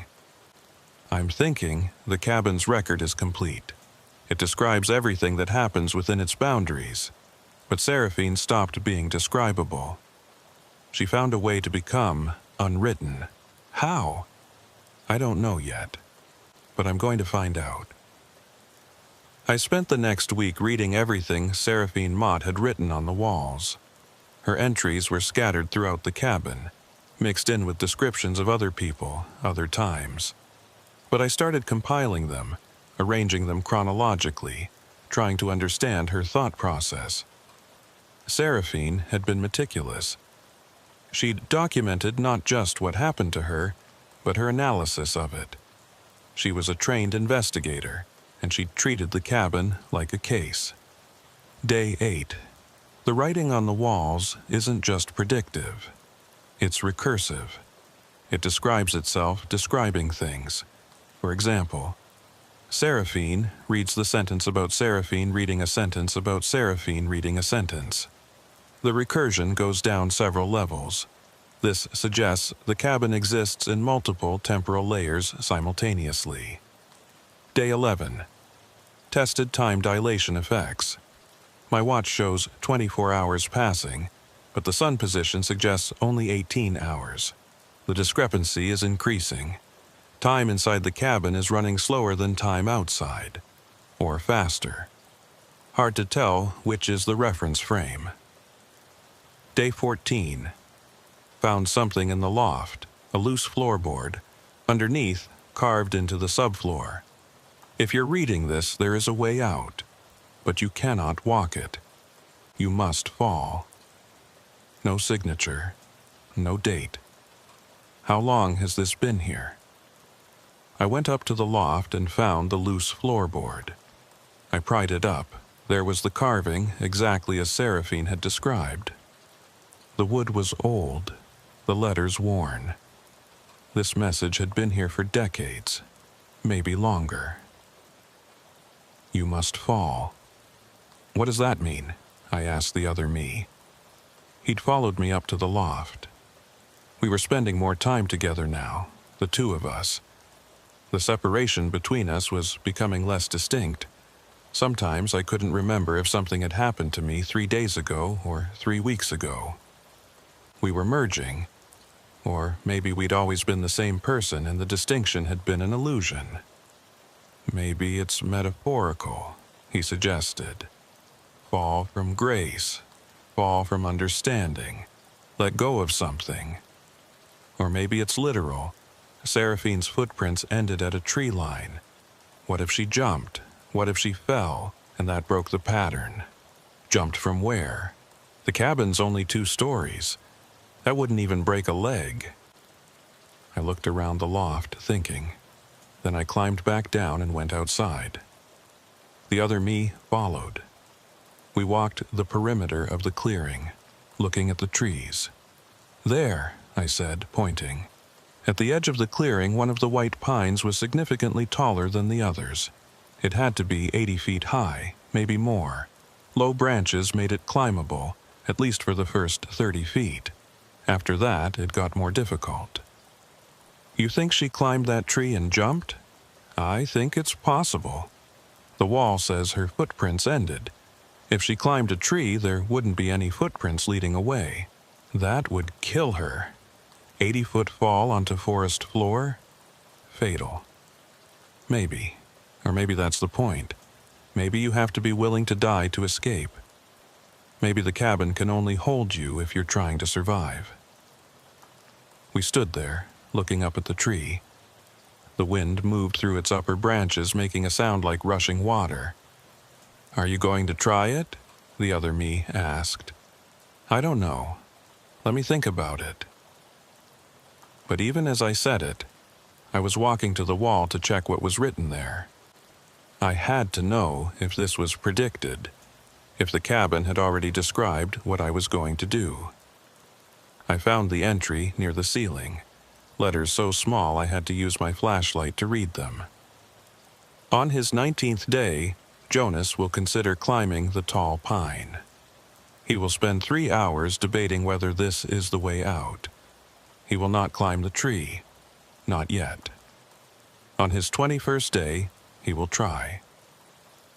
I checked my watch, then checked the calendar on my phone.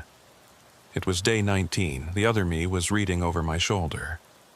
So we wait 2 more days. Apparently, those 2 days were the longest of my life. I tried to occupy myself by continuing to analyze Seraphine's notes, but my mind kept returning to the tree. I checked the wall every few hours, looking for new entries about what would happen on day 21. But there was nothing. The description ended with, he will try. Try what? Try to climb? Try to jump? Try to escape? The ambiguity terrified me. On day 20, I noticed something strange. The other me was becoming less substantial. Not invisible exactly, but translucent. I could see through him to the wall behind him. When he moved, there was a slight delay, like he was a video with bad frame rate. What's happening to you? I asked. We're synchronizing, he said. His voice sounded distant, echoey. You're almost caught up to where I am in the timeline. Soon we'll be the same moment, the same person. The distinction between us will collapse. What happens then? I don't know. No one's written it yet. That night, I barely slept. I lay on the floor of the cabin, staring at the ceiling, reading and rereading the same sentences. My mind was racing, trying to think through every possibility. If I climbed the tree and jumped, I would probably die. But death might be preferable to staying in the cabin forever, trapped in a loop of described moments, acting out a script I couldn't change. But if I survived the fall, what then? Would I be outside the cabin's influence? Or would I just be injured, still trapped, but now unable to move? And there was another possibility, one I didn't want to think about but couldn't avoid. What if the fall didn't kill me? What if it did something worse? What if it broke me in some fundamental way, left me conscious but shattered, unable to do anything but suffer, while the cabin continued to describe my agony? When dawn came, I was still awake. The other me had vanished completely during the night. I was alone again. Or maybe I'd always been alone and he'd been a projection, a glimpse of my own future. I checked the wall. Day 21, today. I made myself eat something, drink some water. Then I walked outside to the tall pine. Up close, it looked even more imposing. The trunk was thick, the bark rough. I reached up and grabbed the lowest branch, pulled myself up. The climbing was easier than I'd expected. The branches were spaced well, and my adrenaline gave me strength. I climbed for what felt like an hour, but my watch said only 15 minutes. Time was running strange again, or maybe it was my perception. At about 50 feet up, I stopped and looked down. The cabin looked small from here, toy-like. The clearing was a perfect circle, which I hadn't noticed from the ground. The forest beyond stretched in every direction, endless.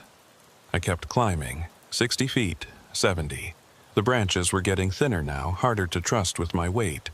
The wind was stronger up here, making the whole tree sway.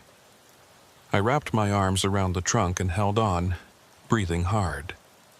At what I estimated was 80 feet, I found a branch strong enough to stand on. I eased myself into a standing position, holding the trunk for balance. From here, I could see for miles. The Adirondacks spread out in every direction, mountains and valleys, lakes glinting in the morning sun. It was beautiful, and then I looked down at the clearing again and saw something that made my blood run cold.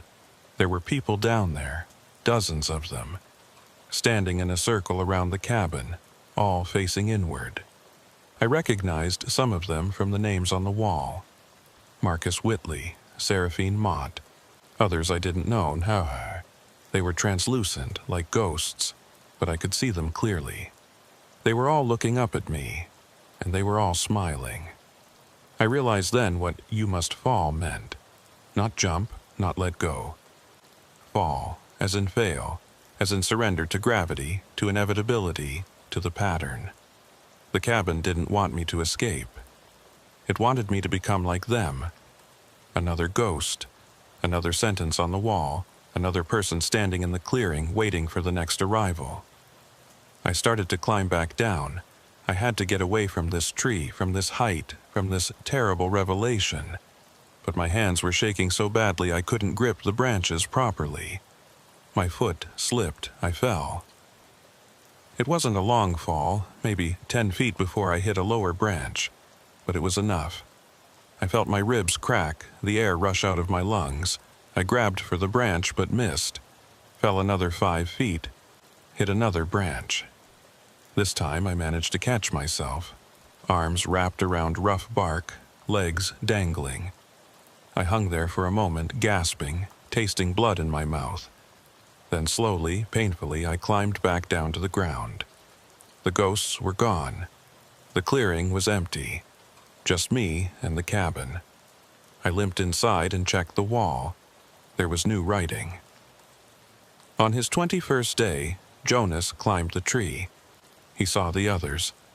He understood. He fell, but survived. This is not the ending. I sat down on the floor, holding my injured ribs. Pain radiated through my chest with each breath. I'd failed. I hadn't escaped. I was still here, still trapped, still being described. But I'd learned something. The cabin wasn't empty. It was full of everyone who'd ever been caught in its pattern. They were still here, all of them existing in some state between presence and absence. And they were waiting for what?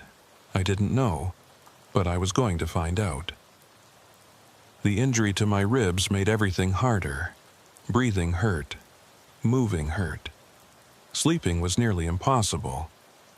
But in a strange way, the pain helped. It gave me something to focus on besides the walls and their endless predictions.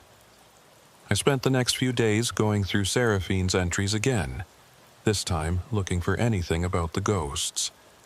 She hadn't mentioned seeing them directly, but there were oblique references. Day 16. Heard voices outside last night. Couldn't make out words, but there were multiple speakers. When I looked out the window, the clearing was empty. Checked the wall. It says, "Seraphine hears the previous occupants discussing her arrival." Previous occupants. How many have there been?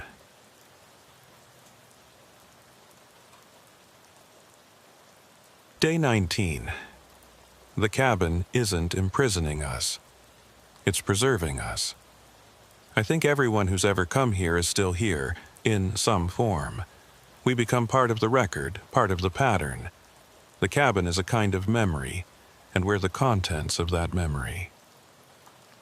I thought about this while watching the sun set through the window. A memory. A record. Everyone who'd ever been here was still being described, still existing in the cabin's eternal present tense. And then I understood. The way out wasn't physical. It wasn't climbing a tree or walking a path or finding a hidden door. The way out was temporal. I needed to stop being described in the present tense. I needed to become past tense. History. Something that had already happened and was over. But how do you make yourself past tense when every moment you experience is being written as it happens? I went to the wall where Seraphine's entries ended. Her last entry read, Day 22. I understand now. The cabin can only describe what we do, not what we are. It can record our actions, but not our existence. To leave, I must stop acting. I must become still, not dead. Death is an action, an event. I must become so still that I'm no longer worth describing. And then, perhaps, I can slip between the sentences. Below that, there was one final line. Seraphine walks into the forest at 3:17 p.m. Her footprints end at the tree line. After this, the cabin has nothing to say about her. I checked my watch. It was 2:45 p.m. If I was going to try this, I needed to do it soon, while the sun was still up. I went outside. The clearing was empty, but I knew the ghosts were there, watching. I could feel their attention like pressure against my skin. I walked to the edge of the clearing, to the tree line where Seraphine's footprints had ended. I stood there for a moment, trying to calm my breathing despite the pain in my ribs. Then I took a step forward into the forest. The moment my foot crossed the boundary, I felt something change. The air became thicker, heavier. Sound dampened. My heartbeat slowed. I took another step and another. Each step was harder than the last, like I was wading through invisible resistance. After 10 steps, I could barely move. After 15, I had to stop. I looked back at the cabin. It was maybe 30 feet away, but it felt like miles. The distance between me and it was more than physical. It was conceptual, temporal. I was moving away from the cabin's present tense into some space where I hadn't been described yet. I kept walking. Each step took enormous effort. My vision started to blur. My sense of self began to fragment. I couldn't remember my name. I couldn't remember why I was here. All I knew was forward, the direction I was moving, the only direction that mattered. After what might have been minutes or hours, I stopped being able to move at all. I was frozen, mid-step, one foot in front of the other, completely still. I couldn't feel my body anymore, couldn't feel anything except a vast, empty awareness. And then I heard something, a voice, many voices, the ghosts speaking in unison. Jonas Mercer stops moving at 4:23 p.m. He becomes still. He stops being describable. And then, the sentence ended. The voices fell silent. I stood there in that impossible stillness for a length of time I can't measure. Maybe seconds, maybe years. And then, slowly, I started to feel something. Not my body, not the forest, but something else. A loosening, like I was coming untethered from the pattern, from the script, from the endless description. I felt myself beginning to fall away from the cabin's timeline, not forward into the future, not backward into the past, but sideways into some direction that didn't have a name. The last thing I remember is the clearing, the cabin, the forest, all of them starting to fade like an old photograph left in the sun. And then nothing. I woke up on the trail 1/2 mile from the parking area where I'd left my car. It was dawn, My watch said I'd been gone for 24 days. My ribs still hurt. My clothes were torn and dirty. I had Marcus Whitley's journal in my backpack and my own notes about everything I'd experienced. But when I checked my GPS, it showed no record of the cabin. The coordinates I'd marked pointed to empty forest. I hiked back to my car and drove to the nearest town. Called Levi Quayle from a payphone because my satellite phone still wasn't working. "Mercer," he said, "where the hell have you been? We've had teams searching for you for 3 weeks." "I found Marcus Whitley," I said. "Or rather, I found where he went. I need to debrief in person. This isn't something I can explain over the phone." "Are you injured?" "Broken ribs, but I'm okay. Get to a hospital. I'll meet you there." I spent 2 days in the hospital in Albany while they x-rayed my ribs and ran every test they could think of. Physically, I was fine, except for the injury. But the doctors were concerned about psychological trauma. They kept asking me if I remembered what happened, if I'd hit my head, if I'd been disoriented. I told them I remembered everything. That was the problem. Levi came to see me on the 3rd day. I gave him Marcus's journal and my own notes. I told him everything. The cabin, the writing on the walls, the ghosts, Seraphine's final entries, how I'd escaped by becoming still, by stopping being describable. He listened without interrupting. When I finished, he was quiet for a long time. "This is going to be classified," he finally said.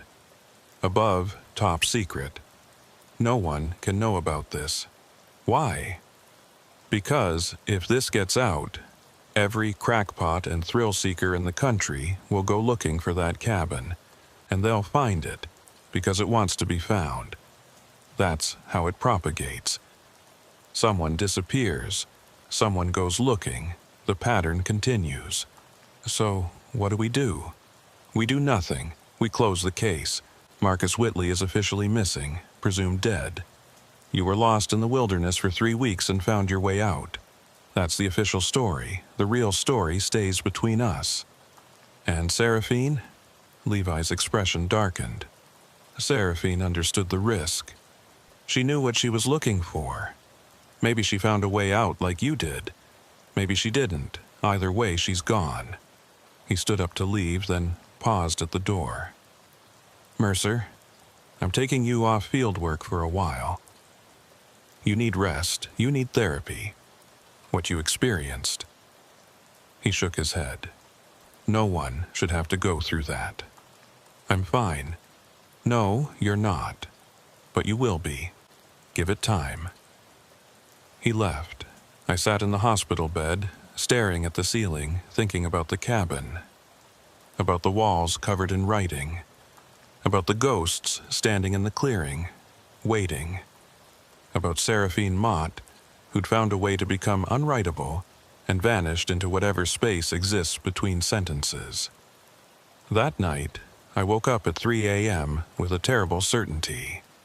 I pulled out my phone and opened the Notes app, where I'd been transcribing the most important passages from the cabin walls. I scrolled to the end, to the last entry I'd seen before I escaped. It read, "Jonas Mercer leaves the cabin's influence at 4:23 p.m. on his 24th day. He returns to normal space. He spends 3 days in the hospital. He is debriefed by Levi Quayle. He believes he has escaped." I read that last sentence 3 times. He believes he has escaped. Not he has escaped, not he is free. He believes. I got out of bed, despite the pain in my ribs, and went to the window. Outside, Albany was dark and quiet. Normal city streets, normal buildings, normal world. But as I looked out at the city, I noticed something. The cars on the street below weren't moving. The traffic light had been red for as long as I'd been watching, and it wasn't changing. A person on the sidewalk was frozen mid-step. I looked at the clock on the wall. The second hand wasn't moving. And then I noticed the reflection in the window. Not my reflection. Someone standing behind me. When I turned around, the hospital room was empty. But when I looked back at the window, the reflection was still there. It was Seraphine Mott. She was smiling sadly. And behind her, I could see dozens of others. Marcus Whitley, the other version of me. All the ghosts from the clearing. I backed away from the window, heart hammering. I went to the door and pulled it open. The hospital corridor beyond was empty. No nurses, no other patients, no sound except my own breathing. I ran down the corridor looking for anyone, anything, but every room I passed was empty. Every window showed the same frozen city. Time had stopped, or I had stopped within time, and I couldn't tell which. Finally, I found a room with a television on. The screen showed static at first, then resolved into an image. It was the cabin. The camera moved through the interior, showing the walls covered in writing. And then it focused on one section, letters zooming into clarity. Jonas Mercer believes he escaped. He spent 3 days in a hospital. He was debriefed. He returned to his normal life. But this is not his normal life. This is the cabin's memory of his normal life. He never left. He became still, and in becoming still, he became part of the record. He is a sentence on a wall, reading itself, believing it is something more. He will realize this truth at 3:17 a.m. on his 3rd night in the hospital. He will understand that he is still in the cabin, has always been in the cabin, will always be in the cabin. And then he will join the others in the clearing, waiting for the next person to arrive. The pattern continues. I looked at my watch. It was 3:16 a.m. I ran. I don't know where I thought I was going, but I ran anyway. Down corridors that looked less and less like a hospital and more like the interior of the cabin. The walls were wood now instead of plaster. The fluorescent lights became lanterns. And everywhere, covering every surface, was writing. Sentences upon sentences, describing everything, predicting everything, containing everything. I burst through a door and found myself in the clearing. The cabin was behind me. The forest was ahead. And in the space between, standing in a perfect circle, were all the ghosts. They were waiting. Seraphine Mott stepped forward. "Welcome back, Jonas," she said. "We knew you'd figure it out eventually." "This isn't real," I whispered. "I escaped. I got out." "You became still," she said gently. "That's not the same as leaving. You just moved into a different part of the pattern, a part where you believe you're free. But the cabin is patient. It let you have that belief for 3 days. Now it's time to accept what you are." I looked around at all the faces. Marcus Whitley, the other version of me, dozens of others I didn't know, all of them caught in the same pattern, all of them described on walls that existed outside of time, all of them waiting. "What are we waiting for?" I asked. "The next one," Seraphine said. "Someone will come looking for you eventually. They always do.